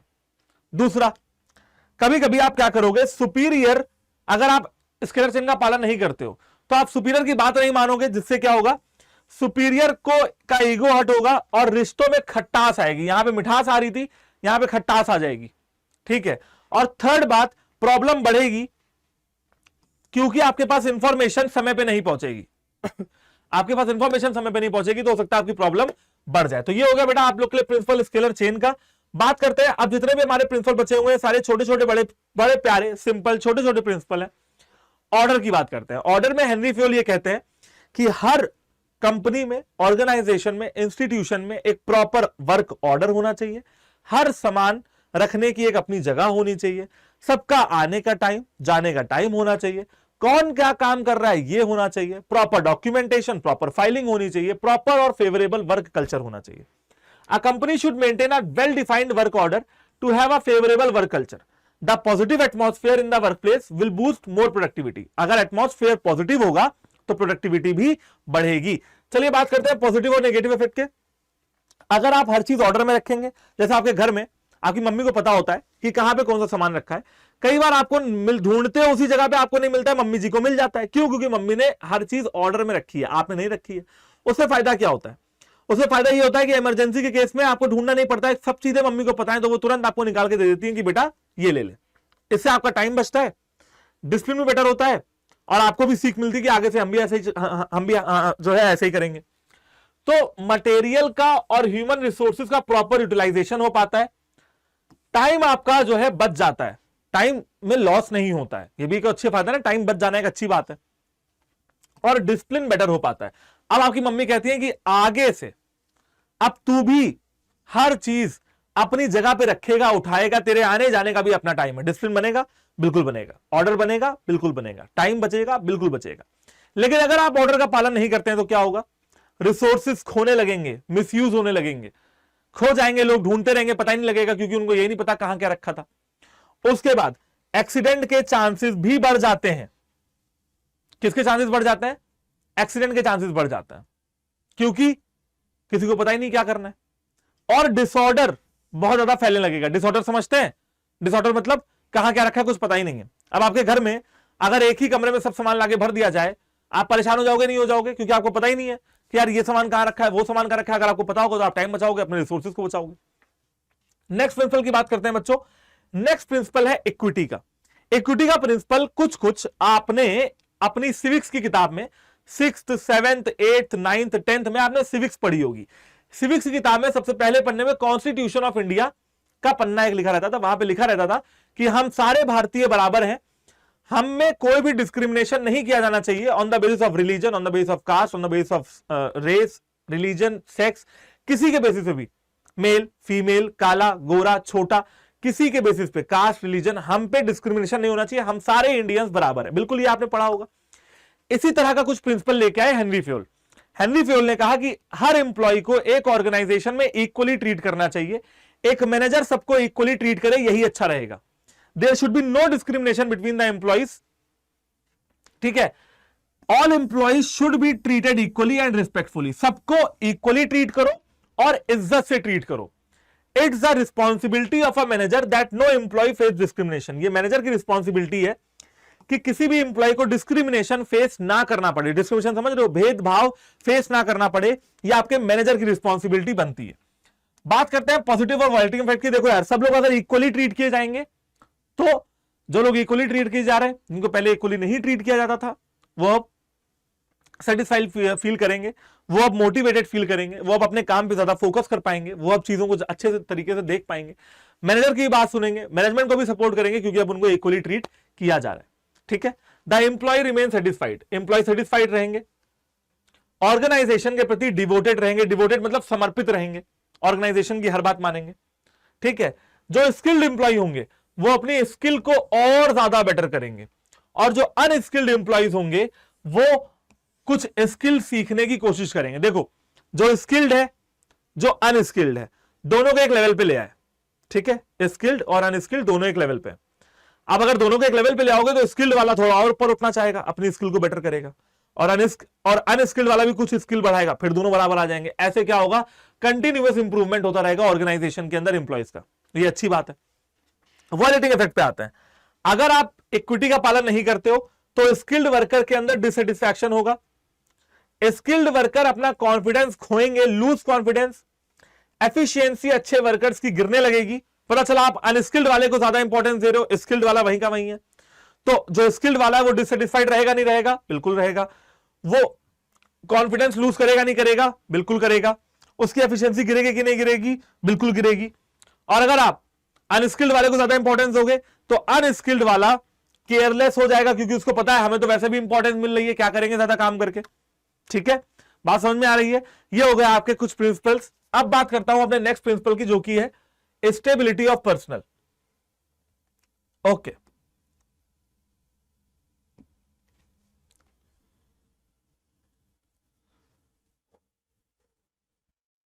हाँ भाई, स्टेबिलिटी ऑफ पर्सनल, पर्सनल मतलब इंप्लॉइज, स्टेबिलिटी मतलब स्थिरता। स्टेबिलिटी ऑफ पर्सनल वाला जो प्रिंसिपल है वो ये कहता है कि एक एम्प्लॉय जब अपनी जॉब में सिक्योर फील करेगा तो वो अच्छे से काम कर पाएगा। मतलब कि job security is a very important aspect. एक गवर्नमेंट एम्प्लॉय हमेशा जॉब सिक्योरिटी में रहता है कि उसको कभी भी जॉब से निकाला नहीं जाएगा, लेकिन एक ऐसा एम्प्लॉय जिसके हमेशा सर पे खतरे की तलवार लटकती रहे, वो कभी अच्छे से काम नहीं कर पाएगा। जॉब सिक्योरिटी की फीलिंग बहुत ज्यादा इंपॉर्टेंट है। जॉब सिक्योर होना बहुत इंपॉर्टेंट है फीलिंग्स को मोटिवेटेड रखने के लिए, एम्प्लॉयज को मोटिवेटेड रखने के लिए। एक एम्प्लॉय अच्छे से तभी डिलीवर कर पाएगा जब वो अपनी जॉब में सिक्योर फील करेगा। It is the duty of the management to offer job security to their employee. और अगर लोगों को जॉब सिक्योरिटी ऑफर की जाएगी तो लेबर टर्नओवर, अगर लोगों को जॉब सिक्योरिटी ऑफर की जाएगी तो लेबर टर्नओवर कम हो जाएगा, ठीक है। और ये अच्छी बात है, समझ रहे हो। लेबर टर्नओवर क्या हो जाना, कम हो जाना, ये एक अच्छी बात है। लोग आपकी ऑर्गेनाइजेशन को छोड़ के नहीं जाएंगे, भाग के नहीं जाएंगे। अगर आप स्टेबिलिटी रखते हो, जॉब सिक्योरिटी देते हो, तो एम्प्लॉयज का कॉन्फिडेंस बढ़ेगा, कंपनी की रेपुटेशन इंक्रीज होगी, स्किल्ड वर्कर्स कंपनी के प्रति समर्पित रहेंगे, ट्रेनिंग में ज्यादा पैसा खर्च नहीं करना पड़ेगा क्योंकि लोग छोड़ के नहीं जाएंगे। अगर लोग छोड़ के जाते हैं, बार बार आपकी ऑर्गेनाइजेशन को लोग छोड़ के चले जा रहे हैं, तो नए लोग आएंगे तो ट्रेनिंग देनी पड़ेगी ना, फिर पैसे खर्च होंगे। तो हर तरफ नुकसान जो है वो कंपनी का है अगर अच्छा आदमी छोड़ के जाता है तो। वॉलेटिंग इफेक्ट, अगर आप स्टेबिलिटी ऑफ पर्सन नहीं रखते हो, जॉब सिक्योरिटी की फीलिंग नहीं देते हो और एम्प्लॉय आपके छोड़ छोड़ के जाते हैं, तो एम्प्लॉय सबसे पहले भरोसा नहीं करेंगे आपके ऊपर, ये सबसे बड़ी कमी है। कंपनी की रेपुटेशन बढ़ेगी कि कंपनी की रेपुटेशन खराब हो जाएगी कि भैया इनके यहां तो आदमी टिकता ही नहीं है।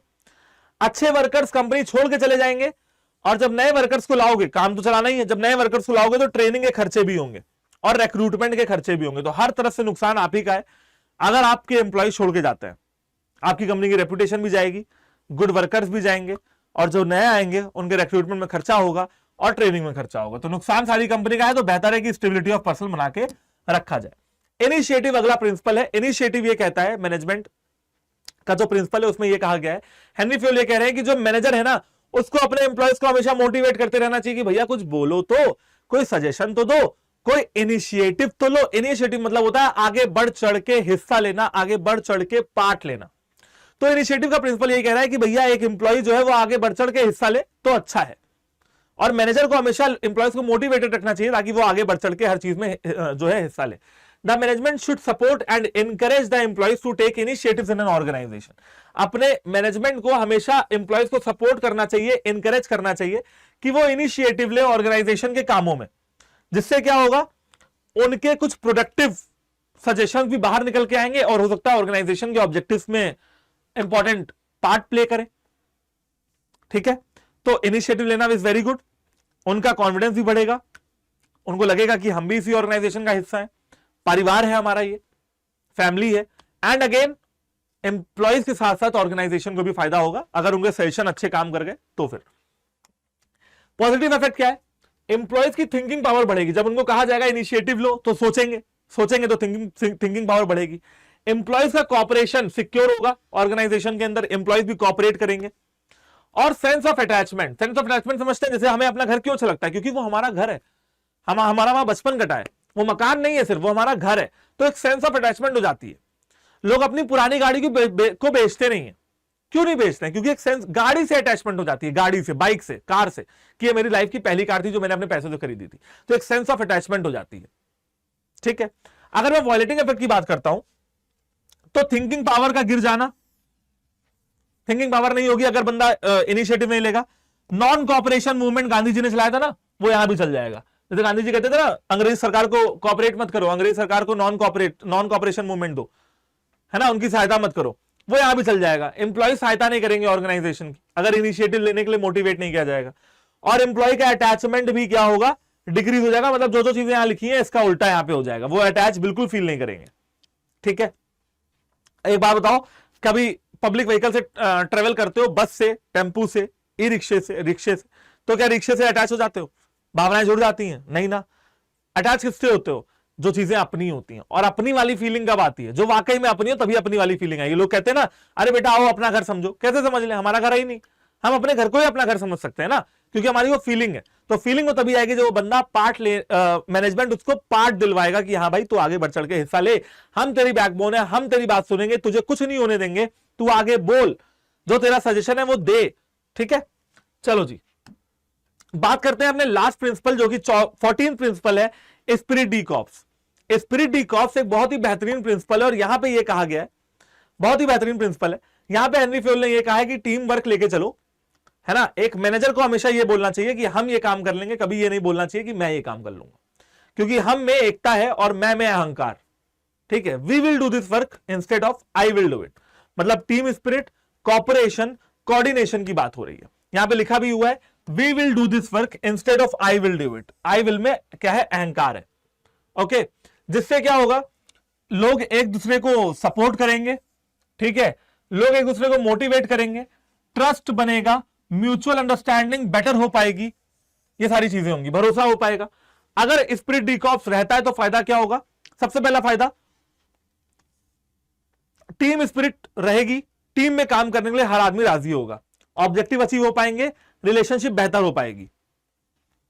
अगर स्पिरिट डी कॉर्प्स का पालन नहीं किया जाएगा तो टीम स्पिरिट गिरेगी, किल हो जाएगी, ऑब्जेक्टिव अचीव नहीं हो पाएंगे, और रिलेशनशिप बिटर हो जाएंगे, बिटरनेस आएगी, खटास आएगी। क्यों?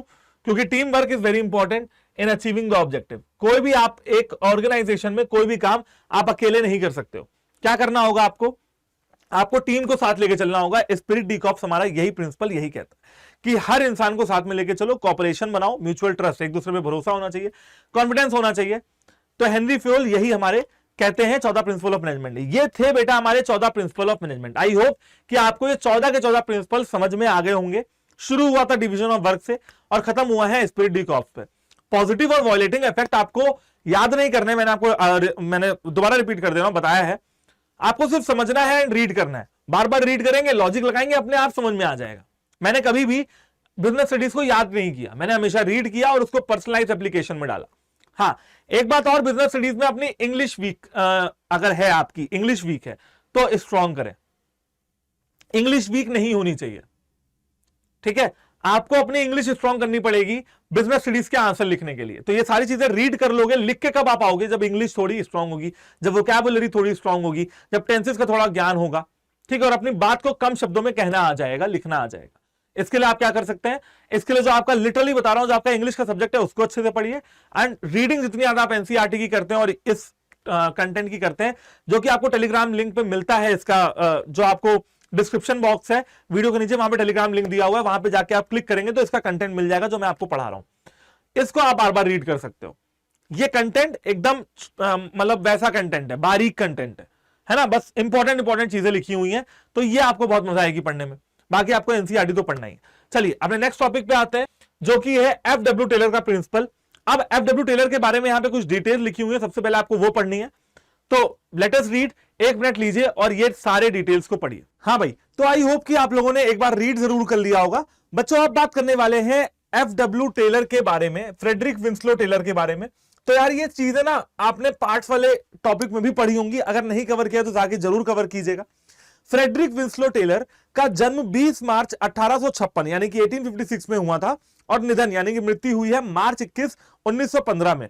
और ये एक अमेरिकन मैकेनिकल इंजीनियर थे, पेशे से अगर देखा जाए तो एक अमेरिकन मैकेनिकल इंजीनियर थे, जबकि हमारे जो हेनरी फ्योल है वो फ्रांस में रहने वाले थे और वो बहुत बड़े इंडस्ट्रियलिस्ट थे। इंडस्ट्रियलिस्ट मतलब वो उनकी बहुत सारी फैक्ट्रियां, इंडस्ट्रियां उस समय पे चलती होंगी। लेकिन यहां पे फ्रेडरिक विंस्लो टेलर कौन है? एक अमेरिकन मैकेनिकल इंजीनियर है। डेट ऑफ बर्थ और डेट ऑफ डेथ मैंने आपको बता दी। इसके बाद एफडब्ल्यू टेलर जाने जाते थे, फेमस थे अपनी इंडस्ट्रियल एफिशिएंसी के ऊपर, जो उन्होंने काम किया था ना उसके लिए वो फेमस थे।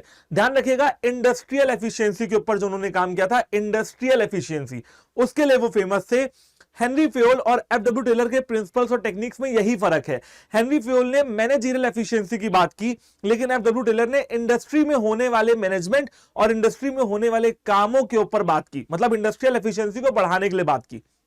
उसके बाद 1909 में टेलर ने एक किताब भी लिखी, उस किताब का नाम था the principles of scientific management, है ना। और जो हेनरी फ्योल की किताब था उसका क्या नाम था?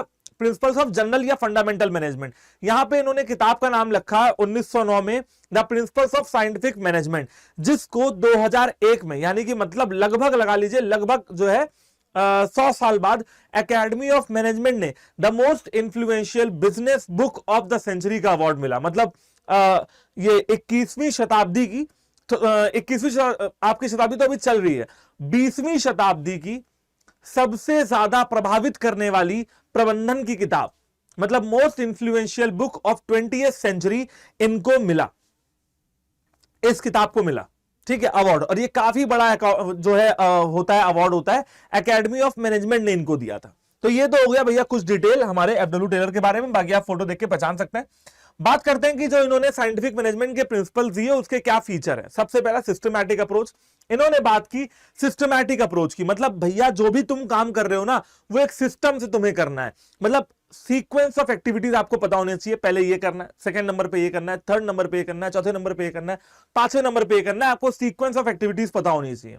जैसे आपका सिलेबस बनता है, जो बच्चों को पढ़ाया जाता है ना, उसका इंडेक्स बनता है, उसमें बनाने वाले को, किताब लिखने वाले को पता है कि बच्चे को पहले क्या पढ़ना चाहिए। जैसे आप इकोनॉमिक्स की बात कीजिए तो पहले आपने नेशनल इनकम पढ़ा, नेशनल इनकम के बाद आप मनी एंड बैंकिंग पढ़ेंगे, मनी बैंकिंग के बाद आप फॉरेन एक्सचेंज पढ़ेंगे, फिर बैलेंस ऑफ पेमेंट वाला चैप्टर पढ़ेंगे। बिजनेस स्टडीज की बात की जाए तो पहले आपको प्रिंसिपल ऑफ मैनेजमेंट पढ़ाया जा रहा है, फिर आपको बिजनेस इन्वायरमेंट पढ़ाया जाएगा, फिर आपको planning, organizing, staffing, directing, controlling, ये सारी चीजें पढ़ाई जाएंगी। तो एक सिस्टमैटिक अप्रोच होता है। Second point, bring complete mental change, brings complete mental change. ये जो एफडब्ल्यू टेलर है ना, इन्होंने कहा जो मेरे प्रिंसिपल है और जो मेरी टेक्निक्स हैं ये कंप्लीट मेंटल चेंज लेके आते हैं। मेंटल रिवॉल्यूशन की बात करते हैं। सर ये मेंटल रिवॉल्यूशन क्या होता है? मेंटल रिवॉल्यूशन मतलब shift of attitude from negative to positive, negative attitude छोड़ के पॉजिटिव एटीट्यूड के ऊपर शिफ्ट कर जाना, ये होता है मेंटल चेंज। ठीक है भाई, बात समझ में आ गई? तो मेंटल चेंज या मेंटल रिवॉल्यूशन के बारे में बात करते हैं। थर्ड पॉइंट है डिस्कार्ड्स ट्रेडिशनल मैनेजमेंट। इन्होंने कहा कि भैया ट्रेडिशनल मैनेजमेंट जो तुम सालों से करते आए हो, ट्रेडिशनल मैनेजमेंट में क्या होता था भैया, मैनेजमेंट जो है वो लठमार वाली भाषा यूज करता था, एम्प्लॉयज को कुछ समझता नहीं था, अपने मन के जो आता था वो करता था। लेकिन यहां पे ट्रेडिशनल मैनेजमेंट को डिस्कार्ड करना है एंड मॉडर्न मैनेजमेंट को पकड़ना है। चौथा point, requires strict observance of rules. यहां पे रूल्स का स्ट्रिक्ट ऑब्जर्वेंस, यानी कि रूल का पालन हर कोई करेगा, चाहे वो मैनेजर हो चाहे वो एम्प्लॉय हो, मैनेजमेंट का इंसान हो या वो कोई भी छोटा मोटा वर्कर या लेबर हो। तो इन्होंने 4 चीजों के बारे में खास ख्याल रखने को बोला और इनके जो प्रिंसिपल ऑफ मैनेजमेंट है ये इन्हीं 4 बातों के ऊपर बेस्ड है। सबसे पहला सिस्टमैटिक अप्रोच, दूसरा ब्रिंग्स कंप्लीट मेंटल चेंज, तीसरा ट्रेडिशनल मैनेजमेंट को फेंको और मॉडर्न मैनेजमेंट को लेके आओ। मॉडर्न मैनेजमेंट क्या है वो आपको अभी पढ़ाऊंगा, जो मॉडर्न मैनेजमेंट की टेक्निक्स है। और फोर्थ पॉइंट इन्होंने कहा कि भैया ऑब्जर्वेंस मतलब रूल का पालन करे हर कोई, नियमों का हर कोई पालन करे, चाहे वो मैनेजर हो चाहे वो एम्प्लॉय हो। सबसे पहले बेटा हम लोग बात करते हैं इनके साइंटिफिक टेक्निक्स ऑफ मैनेजमेंट की। सबसे पहला आता है science not rule of thumb. अब इसको दोनों को आपको अलग अलग पढ़ना है, एक साथ नहीं पढ़ना है। साइंस के बाद कॉमा लगा हुआ है, science not rule of thumb. यहां पे एफडब्ल्यू टेलर कह रहे हैं कि भैया साइंस का पालन करो, रूल ऑफ थंब नहीं होना चाहिए। साइंस तो आपको पता है, साइंस मतलब होता है विज्ञान। विज्ञान मतलब क्या होता है? विज्ञान मतलब कोई भी ऐसी पढ़ाई, कोई भी ऐसी सूझबूझ समझ जो हमें एक्सपेरिमेंट करके आई हो, जो फैक्ट के ऊपर बेस्ड हो। फैक्ट समझते हो आप? फैक्ट इकट्ठा करते हैं, तो जो फैक्ट के ऊपर, कॉज एंड इफेक्ट रिलेशनशिप के ऊपर या एक्सपेरिमेंटेशन या ऑब्जर्वेशन के ऊपर बेस्ड हुई नॉलेज है ना, उसका इस्तेमाल करो मैनेजमेंट में। रूल ऑफ थंब छोड़ दो। सर ये रूल ऑफ थंब क्या होता है? बेटा रूल ऑफ थंब का मतलब होता है कि जहां पे मैनेजर फैसले लेता है अपने पर्सनल बायसनेस से, मतलब मैनेजर को जो सही लगता है वो काम करता है। तो एफडब्ल्यू टेलर कह रहे हैं कि science not rule of thumb. Science से काम लो, रूल ऑफ थंब से काम मत लो। यानी कि विज्ञान से, एक्सपेरिमेंटेशन से, ऑब्जर्वेशन से, कॉज एंड इफेक्ट रिलेशनशिप से, डाटा, फैक्ट और फिगर से काम लो, रूल ऑफ थंब से काम ना लो। ठीक है। Focuses on increasing the efficiency of an organization through scientific analysis of work. Scientific analysis करो अपने काम का, ठीक है, कि तुमने जो काम किया वो साइंटिफिकली कितना किया, एफिशिएंसी बढ़ी तो कितनी बढ़ी, घटी तो कितनी घटी, and not with the rule of thumb method. Rule of thumb को तुरंत त्यागो। This will save time and also human energy. इससे आपका समय और ह्यूमन एनर्जी दोनों बचती है। कॉज एंड इफेक्ट रिलेशनशिप, यहां पे कॉज और इफेक्ट रिलेशनशिप से काम लेने के लिए बोला गया, rather than rule of thumb where the decision is taken according to the manager's personal judgment। जहां पे डिसीजन लिए जाते हैं मैनेजर के पर्सनल जजमेंट पे, कि मैनेजर को जो सही लगता है वो मैनेजर वही करेगा। तो कहा जा रहा है, एफडब्ल्यू टेलर ने कहा कि भैया साइंस से काम लो, फैक्ट से काम लो, फिगर से काम लो, डाटा से काम लो, मैनेजर के पर्सनल जजमेंट से काम मत लो। ठीक है। अभी जो फैक्ट्स फिगर्स में बार बार रिपीट कर रहा हूं, इसका क्या मतलब होता है? बेटा स्टैटिस्टिक्स समझते हो? डाटा, जैसे भैया 2008 में इतना प्रॉफिट हुआ, 2009 में इतना प्रॉफिट हुआ, 2010 में इतना प्रॉफिट हुआ, तो 2011 में भी हमें लगता है कि प्रॉफिट बढ़ेगा ही बढ़ेगा। समझ रहे हो ना? तो ये जो फैक्ट्स हैं, जो फिगर्स हैं, इनके ऊपर आपको डिसीजन लेना होता है। प्रॉफिट कब बढ़ेगा? जब प्रोडक्शन बढ़ाएंगे। प्रोडक्शन कब बढ़ाएंगे? जब जेब में पैसा होगा। जेब में पैसा कब होगा? जब पिछले साल के डाटा को देखेंगे और देखेंगे कि रेवेन्यू का यूटिलाइजेशन कहां पे हुआ। ये सारी चीजें। तो ये हो गया आपका पहला साइंटिफिक प्रिंसिपल ऑफ मैनेजमेंट। और बेटा आप आते हैं अपने दूसरे साइंटिफिक प्रिंसिपल ऑफ मैनेजमेंट पे, जो कि है harmony not Discord. Harmony not Discord का मतलब क्या है? हार्मोनी नॉट डिस्कॉर्ड का मतलब है कि हार्मोनी में रहो, एकता में रहो। एकता, हार्मोनी बोले तो एकता, हार्मोनी मतलब बिना लड़ाई झगड़ा किए। तो हार्मोनी में रहो, एकता में रहो, सब एक साथ मिलके काम करो, डिस्कॉर्ड नहीं होना चाहिए। डिस्कॉर्ड का क्या मतलब होता है? लड़ाई झगड़ा। तो कहा जा रहा है नॉट डिस्कॉर्ड मतलब लड़ाई झगड़ा नहीं होना चाहिए। डिस्कॉर्ड मतलब लड़ाई झगड़ा, नॉट डिस्कॉर्ड मतलब लड़ाई झगड़ा नहीं होना चाहिए। क्या होना चाहिए फिर? हार्मोनी होनी चाहिए। हार्मोनी बोले तो एकता, हार्मोनी बोले तो एक दूसरे के साथ मिलके काम करना, हार्मोनी बोले तो एक दूसरे की मदद करना, है ना, हार्मोनी बोले तो शांति। He emphasise that there should be no conflict between the workers and managers. उन्होंने ये कहा एफडब्ल्यू टेलर ने कि वर्कर और मैनेजर के बीच में कोई लड़ाई झगड़ा नहीं होना चाहिए। दोनों को एक दूसरे की इंपॉर्टेंस समझनी पड़ेगी और एक दूसरे के हाथ में हाथ डालकर, हाथ से हाथ मिलाकर काम करना पड़ेगा, हैंडशेक करके काम करना पड़ेगा। दोनों को एक दूसरे की इंपॉर्टेंस समझनी पड़ेगी। मैनेजमेंट को समझना पड़ेगा कि वर्कर के बिना हमारी कंपनी कुछ नहीं है, और वर्कर को समझना पड़ेगा कि मैनेजमेंट है तो हम है, मैनेजमेंट नहीं, कंपनी नहीं तो हम भी नहीं, तो हम कहीं और भी, मतलब हम कहीं और ही चले जाएंगे, फिर यहां नहीं रह पाएंगे। ठीक है। हार्मोनियस रिलेशन अचीव करने के लिए लोगों ने सवाल पूछा होगा एफडब्ल्यू टेलर से, भैया हार्मोनी कर रहे हो, हार्मोनी आएगी कैसे? जब आदमी की प्रवृत्ति है लड़ाई करना, इंसान की प्रवृत्ति है वो किसी के साथ बहुत ज्यादा लंबे समय तक मिलजुल के रह नहीं सकता, लड़ाई करेगा। मियां बीवी में लड़ाई हो जाती है, बाप बेटे में लड़ाई हो जाती है। ठीक है। तो भैया लड़ाई तो करेगा। तो इन्होंने कहा कि एक काम करो, लड़ाई तो करेगा कोई बात नहीं, मेंटल रिवॉल्यूशन की बात कही कि मेंटल रिवॉल्यूशन लेके आओ, पॉजिटिव एटीट्यूड। आदमी लड़ाई करे ठीक है, लेकिन पॉजिटिव एटीट्यूड के साथ। झगड़ा मत करो, करो तो फिर बड़े लेवल की लड़ाई करो, झगड़े मत करो। तो ये कह रहे हैं भैया मेंटल रिवॉल्यूशन, पॉजिटिव एटीट्यूड की बात कर रहे हैं कि मैनेजमेंट ठीक है लड़ाई करते हैं, अगर किसी बात में मन नहीं मिलता है तो मनभेद हो, मतभेद ना हो। मनभेद हो जाए कोई दिक्कत नहीं, मनभेद माने कि भैया एक दूसरे का मन नहीं मिल रहा है ना, और एक दूसरे की बात पे सहमत नहीं है, लेकिन उससे क्या होगा, उससे ऑपरेशनल एफिशिएंसी और बढ़ेगी, घटेगी नहीं, क्योंकि नए आइडियाज निकल के आएंगे। तो पॉजिटिव एटीट्यूड रखो, खराब चीजों में अच्छी बातें देखो। Which means that workers and management should transform there thinking, जिसका मतलब है कि अपनी थिंकिंग बदलनी होगी, अपनी सोच बदलनी होगी। Cooperation not individualism, cooperation not individualism का मतलब क्या है कि भैया कॉपरेशन होना चाहिए मैनेजमेंट और वर्कर्स के बीच में, इंडिविजुअलिज्म नहीं होना चाहिए। कॉपरेशन बोले तो जहां पे साथी हाथ बढ़ाना, सबका साथ, सबका विकास, सबके विश्वास की बात होती है। इंडिविजुअलिज्म का मतलब होता है अपना काम बनता, भाड़ में जाए जनता। ठीक है, तो ऐसा नहीं होना चाहिए, इंडिविजुअलिज्म नहीं होना चाहिए, कॉपरेशन होना चाहिए। कॉपरेशन मतलब कोऑपरेशन, ऑपरेशन मतलब हम काम कर रहे हैं, कोऑपरेशन मतलब मिलजुल के काम कर रहे हैं। यह प्रिंसिपल हार्मोनी नॉट डिस्कॉर्ड का ही एक एक्सटेंशन प्रिंसिपल है। यह प्रिंसिपल क्या है, हार्मोनी नॉट डिस्कॉर्ड का ही एक एक्सटेंशन है, जहां पे मैनेजमेंट और वर्कर्स को एक दूसरे की नीड समझनी पड़ेगी एंड दोनों के बीच में कॉपरेशन होना चाहिए, कंपटीशन नहीं होना चाहिए। दोनों के बीच में क्या होना चाहिए, कॉपरेशन होना चाहिए, कंपटीशन नहीं होना चाहिए। should be replaced by cooperation. There should be cooperation between the employees and competition should be replaced by cooperation. ठीक है, अब एक बात बताइए बेटा, घर के अंदर दो भाई हैं, मैंने आपको पहले भी एग्जांपल दिया होगा, घर के अंदर दो भाई हैं, दोनों जो है 12th की तैयारी कर रहे हैं, बोर्ड्स की तैयारी कर रहे हैं। अगर आपस में कंपटीशन करेंगे, अपनी बुक्स शेयर नहीं करेंगे, अपने नोट्स शेयर नहीं करेंगे, तो दोनों ही आगे नहीं बढ़ पाएंगे। कंपटीशन तो बाहर वालों से करना है ना, घर में कैसा कंपटीशन, मतलब ऑर्गेनाइजेशन के अंदर कंपटीशन नहीं होना चाहिए, ऑर्गेनाइजेशन के अंदर कोऑपरेशन होना चाहिए।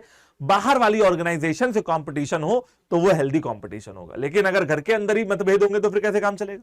चलो, चौथा इन्होंने जो साइंटिफिक प्रिंसिपल ऑफ मैनेजमेंट दिया, वो दिया development of each and every person to his और हर ग्रेटेस्ट एफिशिएंसी। मतलब सबका साथ हो, सबका विकास हो, जो जितना ज्यादा एफिशिएंट है उसकी उतनी ही ज्यादा डेवलपमेंट की जाए। देखो यार, एक कहावत है, लोग कहते हैं कि काम कभी भी तुम्हें किसी को देना हो, तुम्हारे पास दो ऑप्शन हो, एक हो आलसी, एक हो काम करने वाला, तो हमेशा काम करने वाले को देना। ठीक है, मतलब जो हमेशा बिजी रहे, जो बिजी हो पहले से, उसको काम देना। जो खाली बैठा हो उसको मत देना, क्योंकि जो खाली बैठा है ना वो आपके काम को भी नहीं करेगा, वो खाली बैठेगा। लेकिन जो बिजी है वो एक काम को खत्म करके दूसरे काम पे लगना जानता है, वो कभी भी खाली नहीं बैठ सकता। काम ऐसे इंसान को दो, भले एक दिन लेट हो जाए, अच्छा करके देगा और तुरंत करके देगा। आलसी वाला जो खाली बैठा हुआ है उसको मत देना, उसको खाली बैठे रहने दो। तो यहां पे बात हो रही कि भैया जो जितना ज्यादा एफिशिएंट है उसको और ज्यादा डेवलप करो। ठीक, देखो सबसे पहले क्या करना है, सबसे पहले आपको ऐसे लोगों को हायर करना है, सबसे पहले आपको ऐसे लोगों को सेलेक्ट करना है अपनी ऑर्गेनाइजेशन के लिए जो एकदम हाई लेवल के हो, बढ़िया लोग हो, जिनके मतलब जब वो आपकी ऑर्गेनाइजेशन में आए तो आपकी ऑर्गेनाइजेशन को एक एज मिले, एक शार्पनेस मिले। कैसे मिलेगी, जब आप उनका साइंटिफिक सिलेक्शन करके लाओगे, मतलब उनका इंटरव्यू लो, उनका रिटन टेस्ट लो, मेडिकल टेस्ट लो, फिजिकल टेस्ट लो, हर तरीके से उनको जांचने की कोशिश करो। जांच लिया, अच्छे लगे, ऑर्गेनाइजेशन में लेके आओ। ऑर्गेनाइजेशन में जब लेके आओगे ना तो उनकी mental capability, physical capability, intellectual capability के हिसाब से उनको काम दो।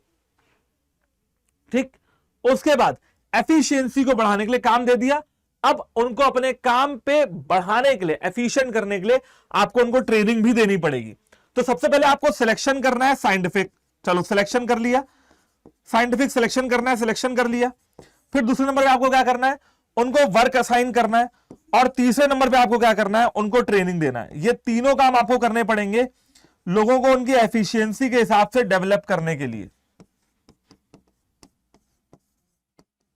देखो अब ये किसी भी स्टेप में अगर घोटाला होता है तो फिर घोटाला ही हो जाएगा। सिलेक्शन अगर आपने साइंटिफिक नहीं किया तो भी परेशानी, भैया आदमी ही गलत चुन ले आए तो उस पर चाहे ट्रेनिंग दो, चाहे वर्क दो, कुछ भी करो, काम ही नहीं करेगा। वर्क की बात करते हैं, अगर कोई 6 फुट का लंबा चौड़ा इंसान है और दिमाग उसका कम काम करता है, उसने आपने उसको रिसर्च का काम दे दिया, मतलब गुड़ गोबर हो जाएगा। ठीक है, तो कहने का मतलब है जो फिजिकली स्ट्रांग हो उसको फिजिकल वर्क दो, जो मेंटली स्ट्रांग हो उसको मेंटल वर्क दो, जो सोच समझने की क्षमता रखता हो उसको इंटेलेक्चुअल कैपेबिलिटी का काम दो, इंटेलेक्चुअल काम दो। तो वर्क भी आपको उतनी ही समझदारी से बांटना पड़ेगा, और अगर ट्रेनिंग नहीं दी तो भी कोई फायदा नहीं है। तो हर तरह का आपको उसको हेल्प करना पड़ेगा। समझ गए? तो ये हो गए भैया आपके 4 principle, scientific principle of management. पहला आपका कौन सा था? Science, not rule of thumb. दूसरा हार्मोनी, नॉट डिस्कॉर्ड। तीसरा कॉपरेशन, नॉट इंडिविजुअलिज्म। और चौथा डेवलपमेंट ऑफ हिज और her, development of each and every individual to his और हर ग्रेटेस्ट एफिशिएंसी। मतलब 4 साइंटिफिक प्रिंसिपल हमने पढ़ लिए। अब बात करते हैं 9 टेक्निक्स ऑफ साइंटिफिक मैनेजमेंट की। टेक्निक्स ऑफ साइंटिफिक मैनेजमेंट की बात की जाए तो यार बच्चे कहते हैं कि सर एफ.डब्ल्यू. टेलर का पेट नहीं भरा, 4 साइंटिफिक प्रिंसिपल दे दिए मैनेजमेंट के तो उनका पेट नहीं भरा। बिल्कुल भरा। देखो बात यह है, हेनरी फ्यूल ने जब 14 प्रिंसिपल लिखे तो हेनरी फ्यूल कोई बेवकूफ नहीं थे। उन्होंने ऑपरेशनल एफिशिएंसी की बात की, उन्होंने ऑर्गेनाइजेशनल के ओवरऑल मतलब मैनेजमेंट की बात की। आप स्केलर चेन को देख लो, आप स्पिरिट डी कॉर्प्स को देख लो, आप इक्विटी को देख लो, वो किसी एक मैनेजर को टारगेट नहीं करता है हेनरी फ्यूल। लेकिन एफ.डब्ल्यू. टेलर ने टेक्निक भी दे दी 9। अब क्यों दी? इन टेक्निक्स को प्रिंसिपल ही क्यों नहीं बोलते हैं? क्योंकि बेटा लिटरली टेक्निक ही है। टेक्निक है लोगों से अच्छा काम निकलवाने की, टेक्निक है टाइम को वेस्ट ना होने देने की, टेक्निक है रिसोर्सेज को वेस्ट ना होने देने की, टेक्निक है सबसे बढ़िया मेथड ढूंढ के लाने की, टेक्निक है प्रोडक्शन में सिंप्लीफिकेशन की, और टेक्निक है कि एम्प्लॉइज कभी भी थके ना, उनको पैसा प्रॉपर मिलता रहे, और पॉजिटिव एटीट्यूड लाने की। तो ये टेक्निक ही है जो हमने अब पढ़नी है। अगर 9 टेक्निक की बात करूं तो ये नाम लिखे हुए एक बार पढ़ के रीड आउट कर दे रहा हूं आपके लिए। सबसे पहला आता है फंक्शनल फोरमैनशिप, सेकंड आता है स्टैंडर्डाइजेशन ऑफ वर्क, थर्ड आता है सिंप्लीफिकेशन, फोर्थ है मेथड स्टडी, फिफ्थ है motion study, sixth time study, seventh fatigue study, eighth differential wage system and ninth mental revolution. सबसे पहले बच्चों बात करते हैं फंक्शनल फोरमैनशिप की। फंक्शनल फोरमैनशिप की अगर मैं बात करता हूं तो फंक्शनल फोरमैनशिप एक ऐसा एडमिनिस्ट्रेशन का सिस्टम है जहां पे अपने कामों को बहुत सारे फोरमैन में डिवाइड कर दिया गया है और उनके अपने अपने अलग अलग फंक्शनल रोल्स हैं। ठीक है, चलिए देखते हैं। Functional foremanship is a factory administration system that support for possessing numerous foreman in separate functional role.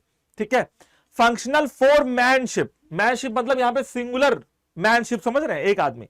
तो फंक्शनल फोरमैनशिप क्या होती है, फोरमैनशिप क्या होती है? ये एक फैक्ट्री का एडमिनिस्ट्रेशन सिस्टम है, समझ रहे हो, एक फैक्ट्री का एडमिनिस्ट्रेशन जो पूरी फैक्ट्री को चला रहा है, जिनके नीचे बहुत सारे फोरमैन काम करते हैं। यहां पे मैन हो गया, मैन बोले तो बहुत सारे लोग, जिनके नीचे बहुत सारे लोग काम करते हैं, उनके अपने सेपरेट और अपने फंक्शनल रोल है। द मैनेजर और the foreman was the only contact for factory employees. और फैक्ट्री इंप्लॉइज की बात की जाए तो फैक्ट्री इंप्लॉइज के लिए ये जो मैनेजर या फोरमैन है, जिनको हम कह रहे हैं फंक्शनल फोरमैन, यही डायरेक्ट कांटेक्ट में रहते हैं और कोई नहीं रहता है। जैसा कि आप यहां पे देख सकते हैं, ये सारे फंक्शनल फोरमैन हैं और ये वर्कर्स को बताते हैं कि कैसे क्या कब करना है। समझ गए? तो फंक्शनल फोरमैनशिप का मतलब क्या है? ये मैनेजर और फोरमैन ही होते हैं जो फैक्ट्री इंप्लॉय से डायरेक्ट कांटेक्ट में रहते हैं, इनका अपना सेपरेट रोल होता है। ठीक है, अगर हम पूरे प्रोसेस की बात करें तो उसे हम लोग कहते हैं फंक्शनल फोरमैनशिप, लेकिन अगर लोगों की बात करें तो उनको कहते हैं फंक्शनल फोरमैन। चलिए जी, बात करते हैं इस पूरे चार्ट की, इस पूरे डायग्राम की। कई बार मैंने आपको ये डायग्राम पहले भी क्लासेस में पढ़ाया हुआ है, 2022 जो अभी पेपर हुआ था बोर्ड्स में, उसमें ये आया भी था। फंक्शनल फोरमैनशिप बहुत ज्यादा इंपॉर्टेंट है, ये हमको डिटेल में समझना होगा। सबसे ऊपर देखिए आपको कौन दिख रहा है? एक फैक्ट्री का मैनेजर दिख रहा है। इस फैक्ट्री के मैनेजर ने, क्योंकि अकेला तो कर नहीं सकता है, अब इस फैक्ट्री के मैनेजर ने अपने काम को 2 लोगों में बांट दिया, प्लानिंग इंचार्ज और प्रोडक्शन इंचार्ज। किसमें बांट दिया? प्लानिंग इंचार्ज और प्रोडक्शन इंचार्ज। ठीक है, इस फैक्ट्री के एम्प्लॉय ने अपने काम को, फैक्ट्री के मैनेजर ने अपने काम को 2 लोगों में बांटा, प्लानिंग इंचार्ज और प्रोडक्शन इंचार्ज। प्लानिंग इंचार्ज का काम है प्रोडक्शन की एक्टिविटीज की प्लानिंग करना, और प्रोडक्शन इंचार्ज का काम है कि ये देखना कि प्रोडक्शन अच्छे से हो रहा है या नहीं। तो प्लानिंग इंचार्ज में सबसे पहले आ जाते हैं। अब इन्होंने अपने काम को 4 और लोगों में बांट दिया और इन्होंने अपने काम को 4 और लोगों में बांट दिया। सबसे पहले इन्होंने काम को बांटा इंस्ट्रक्शन कार्ड क्लर्क में। इंस्ट्रक्शन कार्ड क्लर्क का क्या काम होता है? बेटा ये वर्कर्स को इंस्ट्रक्शन पास ऑन करते हैं, कब आना है, कब जाना है, कब लंच करना है, क्या एक्टिविटीज तुम्हें करनी है, जॉब डिस्क्रिप्शन क्या क्या है, जॉब डिटेल्स क्या क्या है, किस तरह से तुम्हें अपनी जॉब परफॉर्म करनी है। रूट क्लर्क का काम होता है प्रोडक्शन का रूट बताना, कि पहले लोहा आएगा, लोहे में वहां पे वो देख रहे हो वो जगह, वहां पे टायर लगेगा, फिर लेके आना, इधर लेके आना, यहां पे पेंट होगी, गाड़ी पेंट हो गई, अब वहां पे सीट कवर लगाओ, सीट कवर लग गया, वहां पे इंजन फिट होगा, और वो देखो वो जो दिख रहा है ना रो, वहां पे एसी लगेगी। तो ये क्या हो गया, पूरा रूट बता दिया उसने। तो रूट क्लर्क का काम होता है प्रोडक्शन का रूट बताना। टाइम एंड कॉस्ट क्लर्क का काम होता है बच्चों, नाम से समझ में आ रहा होगा, किसी भी पर्टिकुलर जॉब को करने का समय कितना लगेगा, और कॉस्ट यानी कि उसमें खर्चा कितना आएगा। जैसे एक गाड़ी बना रहा है तो एक गाड़ी बनाने में समय कितना लगेगा, मान के चलते हैं गाड़ी बनाने में 3 दिन का समय लगेगा, ठीक है, क्योंकि आजकल तो मशीनरी का सिस्टम हो गया। एंड खर्चा कितना होगा, 2 लाख रुपए होगा। तो ये क्या हो गया, टाइम एंड कॉस्ट। चौथा आता है डिसिप्लिनेरियन। डिसिप्लिनेरियन चेक करता है कि ऑर्गेनाइजेशन में डिसिप्लिन फॉलो हो रहा है या नहीं हो रहा है, डिसिप्लिन का पालन हो रहा है या नहीं हो रहा है, ठीक है। इधर आते हैं प्रोडक्शन इंचार्ज पे। प्रोडक्शन इंचार्ज, आप लोगों को पता है ना डिसिप्लिन क्या होता है भैया, डिसिप्लिन मतलब अनुशासन, जो भी चीजें, जो भी रूल्स एंड रेगुलेशन तय किए गए हैं उनका पालन हो रहा है या नहीं हो रहा है। प्रोडक्शन इंचार्ज की बात करूं तो सबसे पहला आता है स्पीड बॉस। स्पीड बॉस ये चेक करता है कि मान लीजिए बहुत बड़ा सा एक ऑर्डर आया हुआ है, फॉर एन एग्जाम्पल मान लो कि यार 100 यूनिट्स प्रोड्यूस करने का एक ऑर्डर आया हुआ है और 3 दिन का टाइम दिया है। तो 3 दिन का टाइम दिया है, मतलब 33.33 यूनिट मैं रोज प्रोड्यूस करूंगा, तब जाके मैं उसको प्रोड्यूस कर पाऊंगा, ठीक है, 3 दिन में तब हो पाएगा। तो कहने का क्या मतलब है, ठीक है, कहने का ये मतलब है कि भैया अब रोज मुझे 33.33 करना पड़ेगा यूनिट प्रोड्यूस। अगर एक भी दिन स्पीड कम रही और एक भी दिन क्या हो गया 33.33 यूनिट प्रोड्यूस नहीं हो पाई, तो इसका मतलब है कि ऑर्डर डिलीवर करने में टाइम लग जाएगा। तो स्पीड बॉस ये चेक करता है कि डेली के टास्क, डेली के टारगेट अचीव हुए या नहीं हुए। गैंग बॉस, बेटा अब हर ग्रुप का एक लीडर होता है।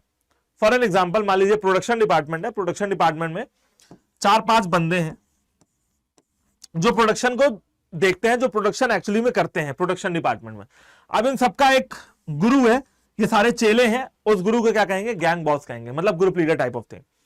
रिपेयर बॉस, रिपेयर बॉस नाम से समझ में आ रहा है, किसको रिपेयर करेगा, इंसानों को नहीं, इंसानों को ठोक बजा के रिपेयर नहीं करेगा, ये करेगा रिपेयर मशीन्स को, इक्विपमेंट्स को, प्लांट मशीनरी में कोई दिक्कत आ रही है, इक्विपमेंट में कोई दिक्कत आ रही है, टूल्स नहीं है, तो उन सबकी उपलब्धता रहे, वो सब दुरुस्त रहे और चुस्त रहे, काम करने के लिए, प्रोडक्शन करने के लिए तैयार रहे, ये देखता है रिपेयर बॉस। अगर कोई मशीनरी खराब होती है, ब्रेकडाउन होता है, टूल इक्विपमेंट कुछ भी, तो रिपेयर बॉस उसको सही करवा के लाता है, रिपेयर करवा के लाता है। फोर्थ आता है बच्चों आपको इंस्पेक्टर। अब इंस्पेक्टर का नाम तो आप समझ ही रहे होगे, police inspector. Inspector, inspect, inspect बोले तो, इंस्पेक्ट बोले तो जो इंस्पेक्शन करता हो, मतलब जांच करता हो। अब इंस्पेक्टर तो नाम से समझ में आ रहा होगा कि भैया प्रोडक्शन एक्टिविटी सही तरीके से हो रही है कि नहीं हो रही है। हर चीज, हर छोटी से छोटी चीज कौन चेक करता है, ये हमारे इंस्पेक्टर साहब चेक करते हैं। तो भैया प्लानिंग इंचार्ज का देखो आपने काम देखा, ये इन्होंने सिर्फ प्लान करके बता दिया कि भैया ये हमारी प्लानिंग है। प्रोडक्शन इंचार्ज का काम है हर चीज चेक करते रहना कि भैया स्पीडली काम हो रहा है कि नहीं हो रहा है। गैंग बॉस कौन है, वो अपनी गैंग को देखेगा। रिपेयर बॉस देखेगा कि भैया रिपेयर हो रहा है सामान कि नहीं हो रहा है। एंड फिर इंस्पेक्टर देखेगा कि इंस्पेक्शन कैसे करना है, कब करना है, क्यों करना है। ये हो गया आपका पहला technique of scientific management.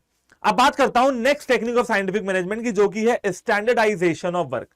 Standardisation of work का मतलब यह है कि बेटा देखो, जब तुमने अपनी पढ़ाई शुरू की तो तुमने सोचा सर मुझे ना 90 प्लस या 95 प्लस या 100 प्लस ऐसे नंबर लाने हैं। नहीं 100 प्लस तो नहीं हो सकता, 100 ठीक है, या 85 प्लस ऐसे नंबर अपने बोर्ड्स एग्जाम में लाने हैं। तो ये आपने क्या किया बच्चों, ये आपने एक स्टैंडर्ड सेट कर लिया अपने लिए कि यार मुझे इससे कम तो नहीं लाना है। स्टैंडर्ड को एक और वर्ड कहते हैं बेंचमार्क। आपने एक बेंचमार्क सेट कर लिया कि इससे कम तो मुझे नहीं लाना है, इतना तो मिनिमम मेरे को लाना ही लाना है। अब स्टैंडर्ड में एफडब्ल्यू टेलर कह रहे हैं कि इंडस्ट्री की हर एक्टिविटी के लिए स्टैंडर्ड सेट कर लो। जैसे कि कितना टाइम लगेगा, स्टैंडर्ड बताओ, 2 घंटा, 2 मिनट, 3 मिनट, 4 मिनट, 5 घंटे, 6 घंटे, 10 घंटे। रॉ मटेरियल किस क्वालिटी का आएगा, जैसे शर्ट बनानी है तो उसके लिए क्या आएगी, सिल्क आएगी, कॉटन आएगा, क्या आएगा, नायलॉन आएगा, तो भैया चलो सिल्क आएगी, तो रॉ मटेरियल डिसाइड करना है। फिर आपको मशीन देखनी है कि मशीन कौन सी आएगी। मान लीजिए वो जो मशीन है जिसको आपको प्रोडक्शन करना है वो इंडिया में मिलती ही नहीं है, तो अमेरिका से कैसे आएगी। प्रोडक्ट, प्रोडक्ट में क्या आता है, प्रोडक्ट में आता है कि भैया जो सामान आप प्रोड्यूस करोगे वो कैसा प्रोड्यूस होगा। प्रोसेसेस, प्रोसेसेस क्या क्या है। These examples are the benchmark ये सारे एग्जाम्पल हैं, आपको अपने बेंचमार्क सेट करने पड़ेंगे कि आप चाहते क्या हो, प्रोडक्शन कैसा देखना चाहते हो, प्रोडक्ट कैसा देखना चाहते हो, रॉ मटेरियल कैसा होना चाहिए। मान लीजिए मैं कहता हूं कि भैया कॉटन आ रही है, अब कॉटन 3 तरीके की होती है, quality A, quality B, quality C. आपको क्वालिटी बी वाली क्वालिटी चाहिए क्योंकि आपकी शर्ट के लिए यही अच्छी है, तो आपको इंश्योर करना होगा कि बी ही आए, ए आए तो रिजेक्ट, सी आए तो रिजेक्ट, आपके लिए बी ही सही है तो बी मंगाइए ना। यही तो स्टैंडर्डाइजेशन है, इनको हम लोग बेंचमार्क भी कहते हैं। और पूरी प्रोडक्शन एक्टिविटी में इसको हमें एडहेयर करना पड़ेगा, मतलब कि इसको मानना पड़ेगा, समझना पड़ेगा। बात करते हैं बच्चों अपने next technique of scientific management की, दैट इज सिंप्लीफिकेशन। सिंप्लीफिकेशन, एक नाम बड़ा सिंपल सा निकल के आ रहा है, सिंपली। ठीक है, सिंपली मतलब जो काम आसानी से हो जाए, इसमें बड़ा सिंपल है। ऐसी कोई भी प्रोडक्ट जो आपकी कंपनी प्रोड्यूस कर रही हो जो अननेसेसरी हो, अननेसेसरी डिमांड में ही ना हो, मतलब जरूरत ही नहीं है उसको प्रोड्यूस करने की, भाई मत करो प्रोड्यूस, बस यही हो रहा है। ऐसा कोई भी प्रोडक्ट आप अगर प्रोड्यूस करते हो जिसका कोई भी डिमांड नहीं है मार्केट में, जिसको आप फर्जी प्रोड्यूस कर रहे हो, तो उसका प्रोडक्शन अभी ही रोक दो। उससे आपकी कॉस्ट बचेगी, टूल की, लेबर की, मशीनरी की, हर चीज की कॉस्ट बचेगी, इन्वेंट्री कंट्रोल होगी और आप प्रॉफिट में भी जाएंगे। सिंपल सी बात है। ऐसी कोई भी चीज जो डिमांड में ना हो उसको तुरंत बंद कर दीजिए। ठीक है, तो भैया जैसे कि अभी एलईडी लाइट आ गई तो सीएफएल की डिमांड कम हो गई, तो लोगों ने प्रोड्यूस करना ही बंद कर दिया, सीएफएल मिलती नहीं। सीएफएल आई थी, जब सीएफएल आई थी तो लोगों ने बल्ब, जो प्रॉपर पीले कलर की बल्ब होती थी, लोगों ने वो बंद कर दिया था, सीएफएल बंद हो गई। अभी एलईडी का जमाना है, एलईडी भी आजकल बहुत एनर्जी एफिशिएंट आ रही है, तो उनका जमाना है। तो ऐसी कोई भी चीज जो आप प्रोड्यूस करो जो डिमांड में ना हो, जो अननेसेसरी आप प्रोड्यूस कर रहे हो, उसको तुरंत ही क्या कर दो, डिलीट कर दो। चलो बेटा बात करते हैं simplification, point out at erasing unnecessary, erase कर दो ऐसा कोई भी अननेसेसरी टाइप, साइज और डायमेंशन जो आप अभी तक प्रोड्यूस करते आए थे। इसके अलावा simplification point at eliminating a redundant variety of product, और भैया एलिमिनेट कर दो कोई भी ऐसा प्रोडक्ट, ये वो कहता है सिंप्लीफिकेशन। इससे क्या होगा, आपकी कॉस्ट बचेगी मशीन की, टूल और लेबर की। मशीन का कॉस्ट बचेगा, टूल का कॉस्ट बचेगा, लेबर का कॉस्ट बचेगा, कंट्रोल्ड इन्वेंट्री आपके पास हो जाएंगी और आप सप्लाईज का कंप्लीट यूटिलाइजेशन कर पाओगे। समझ गए?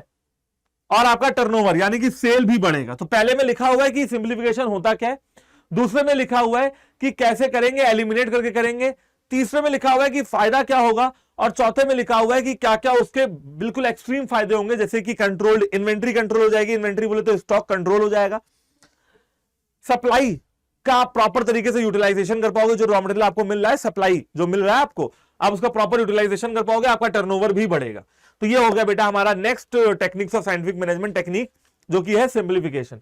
बात करते हैं इससे भी ज्यादा नेक्स्ट की, और इससे ज्यादा नेक्स्ट कहता है मेथड स्टडी। एक लाइन में समझिएगा, method study is the study to find out the one best way, to find out the one best method to do a particular kind of job. एक काम को करने का सबसे बेहतरीन तरीका क्या हो सकता है, सबसे प्यारा, सबसे बेहतरीन, सबसे अव्वल दर्जे का तरीका, जबरदस्त तरीका क्या होगा, यह मेथड स्टडी में निकालना है। ठीक है, देखो, one vigorous way of performing the job to ascertain the best way, there are diverse parameters, और बेस्ट वे निकालने के लिए आपके पास डाइवर्स पैरामीटर है। ठीक है, और यहां पे ही टेलर ने असेंबली लाइन का जो वो था ना कंसेप्ट अप्लाई कर दिया था। असेंबली लाइन का जो कंसेप्ट आप लोग पढ़ेंगे अभी, वो अप्लाई कर दिया था। Right from the obtainment of raw material until the ultimate product is presented to the consumer, raw material को मंगाने से लेकर प्रोडक्ट को कंज्यूमर तक पहुंचाने तक सारी चीजों का वन बेस्ट मेथड होना चाहिए। रॉ मटेरियल मंगाना है, ट्रक से आ रहा है शिमला से, कैसे मंगाना है, ट्रक से मंगाना है, बस से मंगाना है, फ्लाइट से मंगाना है, कार से मंगाना है, कैसे मंगाना बेस्ट रहेगा, मतलब वन बेस्ट मेथड। कंज्यूमर को सामान पहुंचाना है, कैसे पहुंचाना है, वन बेस्ट मेथड। हर काम का वन बेस्ट मेथड होना चाहिए जो आप आराम से फॉलो कर सकें। मोशन स्टडी, किसी भी काम को करते समय एक वर्कर हिलता है, ठीक है, बैठता है, अपनी पोजीशन चेंज करता है, सामान उठाता है, रखता है, पानी पीने जाता है, कॉफी पीने जाता है, मतलब बहुत सारे मोशन या मूवमेंट्स करता है। मोशन स्टडी कहती है ठीक है, करना तो पड़ेगा ही, एक पर्टिकुलर जॉब को करने के लिए हमें मोशन या मूवमेंट्स करने पड़ेंगे। देखना यह होगा कि रैंडम मूवमेंट्स को तुरंत एलिमिनेट किया जाए। जो एम्प्लॉय अपना टाइम वेस्ट कर रहे हैं रैंडम मूवमेंट करके, यहां से उठे वहां बैठ गए, वहां से बैठे वहां चले गए, वहां से चले गए फिर वहां टहलने चले गए, फिर वहां पानी पीने चले गए, ऐसा कोई भी रैंडम मूवमेंट अगर एम्प्लॉय कर रहा है, फर्जी के मूवमेंट अगर कर रहा है, तो उसको तुरंत ही एलिमिनेट करो। कैसे करोगे? जब ऑब्जर्व करोगे, जब एनालाइज करोगे चीजों को कि भैया वर्कर कर क्या रहे हैं खाली समय में, तो वर्कर्स के कामों को देखें एंड पता लगाएं कि वो कहां टाइम वेस्ट कर रहे हैं, उसे ही हम कहेंगे मोशन स्टडी। पता चला चाय पीने के बहाने रोज ऑफिस से बाहर निकलते हैं, आधे घंटे चाय पीने के बहाने निकल के आते, तो उनको समझाइए, मतलब मोशन स्टडी आपको करनी पड़ेगी। ठीक है, ये स्टडी है of movement, like putting object, सामान रखना, lifting, changing position, sitting etcetera, अलग अलग चीजें हैं, lifting, changing position and sitting, जो एक कन्वेंशनल जॉब को करते समय करने पड़ेंगे। मोशन स्टडी ये नहीं कहता है कि सबको एलिमिनेट कर दो, मोशन स्टडी कहता है जो अननेसेसरी हो उनको एलिमिनेट कर दो, मतलब रैंडम मूवमेंट या अननेसेसरी मूवमेंट्स को क्या कर दो, रिड्यूस करना पड़ेगा, ताकि कम समय लगे एक जॉब को पूरा करने में, so that it takes less time to perform the job effectively. Motion study कहता है कि रैंडम मूवमेंट्स को तुरंत क्या कर दो, एलिमिनेट कर दो। नेक्स्ट है टाइम स्टडी। टाइम स्टडी कहता है कि भैया कन्वेंशनल जॉब को करने में, एक वेल डिफाइंड जॉब को करने में कितना समय जाता है। Conventional time taken to complete a well defined job, conventional time taken to complete a well defined job. ठीक है, हाँ, और स्टैंडर्ड टाइम कैसे पता लगेगा बेटा? रीडिंग करके। जैसे आपने भाग मिल्खा भाग देखी होगी, वहां पे जो उनके गुरु होते हैं योगराज सिंह, वो क्या कहते हैं कि मिल्खा इतना और, मिल्खा इतना और, एक घड़ी रखते हैं ना अपने पास, रीडिंग नोट करते रहते हैं कि 50 मिनट में 50 आप कह सकते हो 50 मिनट में कितना दौड़ा, तो मान लो 10 किलोमीटर दौड़ा, ठीक है, और फिर रीड किया 30 मिनट में कितना दौड़ा, इसमें दौड़ा 10 किलोमीटर। तो कहने क्या मतलब है भैया, आपको रीडिंग देखनी पड़ेगी, तभी आप क्या कर पाओगे, टाइम एक डिसाइड कर पाओगे काम को करने का। ठीक है, अच्छा, टाइम डिसाइड कैसे करना है? Frequency and volume of the task, task कितनी बार होना है, फ्रीक्वेंसी क्या है, एंड वॉल्यूम कितना बड़ा काम है, उसके बेसिस पे आप टाइम स्टडी कर पाओगे और उस जॉब को पूरा करने के लिए पर्टिकुलर टाइम भी डिसाइड कर पाओगे। ठीक है, बात करते हैं नेक्स्ट की, जो कि है फटीग स्टडी। फटीग स्टडी में कहता है कि बेटा काम, एफडब्ल्यू टेलर यहां पे क्या कह रहे हैं, काम करते करते थकना लाजमी है, और थकावट जो होती है वो दो तरीके की होती है, मेंटल थकावट, फिजिकल थकावट। अब एक बंदा काम करते करते टायर्ड फील करेगा, मेंटली भी और फिजिकली भी, अगर वो रिलैक्स नहीं करेगा काम करते समय। ये तो आपको बिलीव कर रहे हो कि हाँ भैया, अगर लगातार 10, 12, 13, 14 घंटे काम करता रहेगा तो थकावट तो होगी। इसी के लिए उसको रेस्ट मिलना बहुत जरूरी है, ताकि वो अपनी वाइटैलिटी को रिकवर कर पाए, अपनी जान पूरी बटोर ले और दोबारा उसी एफिशिएंसी, उसी कैपेसिटी के साथ काम में लग जाए। इससे क्या होगा, इससे लोगों की पोटेंसी या एफिशिएंसी इंप्रूव होगी। ठीक है, अब फटीग स्टडी कहता है कि पता लगाओ कि एक प्रॉपर वेल डिफाइंड जॉब को करने के लिए कितना रेस्ट चाहिए होता है। फटीग स्टडी कहता है कि पता लगाओ कितना रेस्ट चाहिए। Fatigue study tries to define the amount and regularity of rest interval in accomplishing a task, कितना रेस्ट इंटरवल चाहिए टास्क को अकॉम्प्लिश करने के लिए, कितना आपको रेस्ट लगेगा एक टास्क को पूरा करने के लिए, फटीग स्टडी यही कहता है। बात करते हैं भैया नेक्स्ट प्रिंसिपल की, जो कि है differential wage system. Differential wage system, बस सिंपल सी इतनी बात है समझना कि अगर कोई काम ज्यादा कर रहा हो तो उसको पैसे भी ज्यादा दो, और अगर कोई काम कम कर रहा हो तो उसको पैसे भी कम दो। काम ज्यादा पैसे ज्यादा, काम कम पैसे कम। Who believe that the worker should be paid on the basis of their degree of efficiency, जितना वो एफिशिएंट हो उसको उतना ही पैसा दो। Worker who exceed the standard output within the stipulated time must be paid a higher rate for higher production। ऐसा कोई भी वर्कर जो स्टैंडर्ड आउटपुट से भी आगे निकल जाए अपने दिए हुए समय में, उसको ज्यादा पैसा मिलना चाहिए, must be paid a high rate. और ऐसा वर्कर जो अपने लेवल ऑफ आउटपुट को भी अचीव ना कर पाए, ज्यादा निकलने तो छोड़ दो, ज्यादा निकलने की बात तो छोड़ दो, जो अपने लेवल ऑफ आउटपुट को ही अचीव ना कर पाए उसको कम पैसे मिलने चाहिए। सर ये कैसी बात कर रहे हो, जो ज्यादा करे उसको कम, ज्यादा पैसा दो, जो कम काम करे उसको कम पैसा दो। बिल्कुल सही बात है, जिसकी एफिशिएंसी ज्यादा होगी हम उसको ज्यादा पैसे देंगे ताकि वो मोटिवेटेड फील करे, और जिसकी एफिशिएंसी कम होगी हम उसको कम पैसे देंगे ताकि वो भी ज्यादा वाले को देख के पैसा कमाना चाहे। अब बात यह है कि सर पैसा तो कभी किसी के लिए ज्यादा होता ही नहीं है, बिल्कुल सही बात है बेटा। मान लीजिए इसकी सैलरी 50,000 है और इसकी सैलरी 40,000 है, ठीक है बेटा। 50 वाले को भी 60 की उम्मीद है और 40 वाले को 50 की उम्मीद है। पैसा ऐसी चीज है कि किसी को काटता तो है नहीं, और जितना भी हो जाए उतना कम है। तो 50 वाले को 60, 50 वाला फिर 60 की मेहनत करेगा और 40 वाला 50 की मेहनत करेगा। फिर 60 मिल जाएगा तो 60 वाला 70 की मेहनत करेगा और 50 वाला 60 की मेहनत करेगा। मतलब क्या है? फायदा कुल मिला के किसका है? कंपनी का फायदा है कि भैया पैसे के चक्कर में मेहनत तो करेंगे ना, लालच तो दिख रहा है ना। तो ये था टेक्निक आपका एडब्ल्यू टेलर का। लास्ट टेक्निक जो हमारी है बेटा वो है मेंटल रिवॉल्यूशन। 9th टेक्निक है मेंटल रिवॉल्यूशन। कहती है कि मैनेजमेंट और वर्कर्स का एक दूसरे के प्रति एटीट्यूड में बदलाव आना चाहिए, दोनों को एक दूसरे की वैल्यू करनी चाहिए, म्यूचुअल अंडरस्टैंडिंग से काम करना चाहिए, पार्टिसिपेशन और कॉपरेशन में काम करना चाहिए और एक दूसरे के ऊपर भरोसा करना चाहिए। Trust buildup, mutual cooperation, participation, value करना चाहिए। ये 3-4 वर्ड आप याद कर सकते हो मेंटल रिवॉल्यूशन में। इसके अलावा पॉजिटिव एटीट्यूड आपके अंदर आना चाहिए। The aim of both should be to improve and boost the profit of the organization. इनका एम होना चाहिए ऑर्गेनाइजेशन के प्रॉफिट्स को बढ़ाया जाए, ऑर्गेनाइजेशन के ऑब्जेक्टिव्स को अचीव किया जाए। कुल मिला के बच्चों मेंटल रिवॉल्यूशन का मतलब क्या है? कुल मिला के मेंटल रिवॉल्यूशन का मतलब यहां पे ये होता है,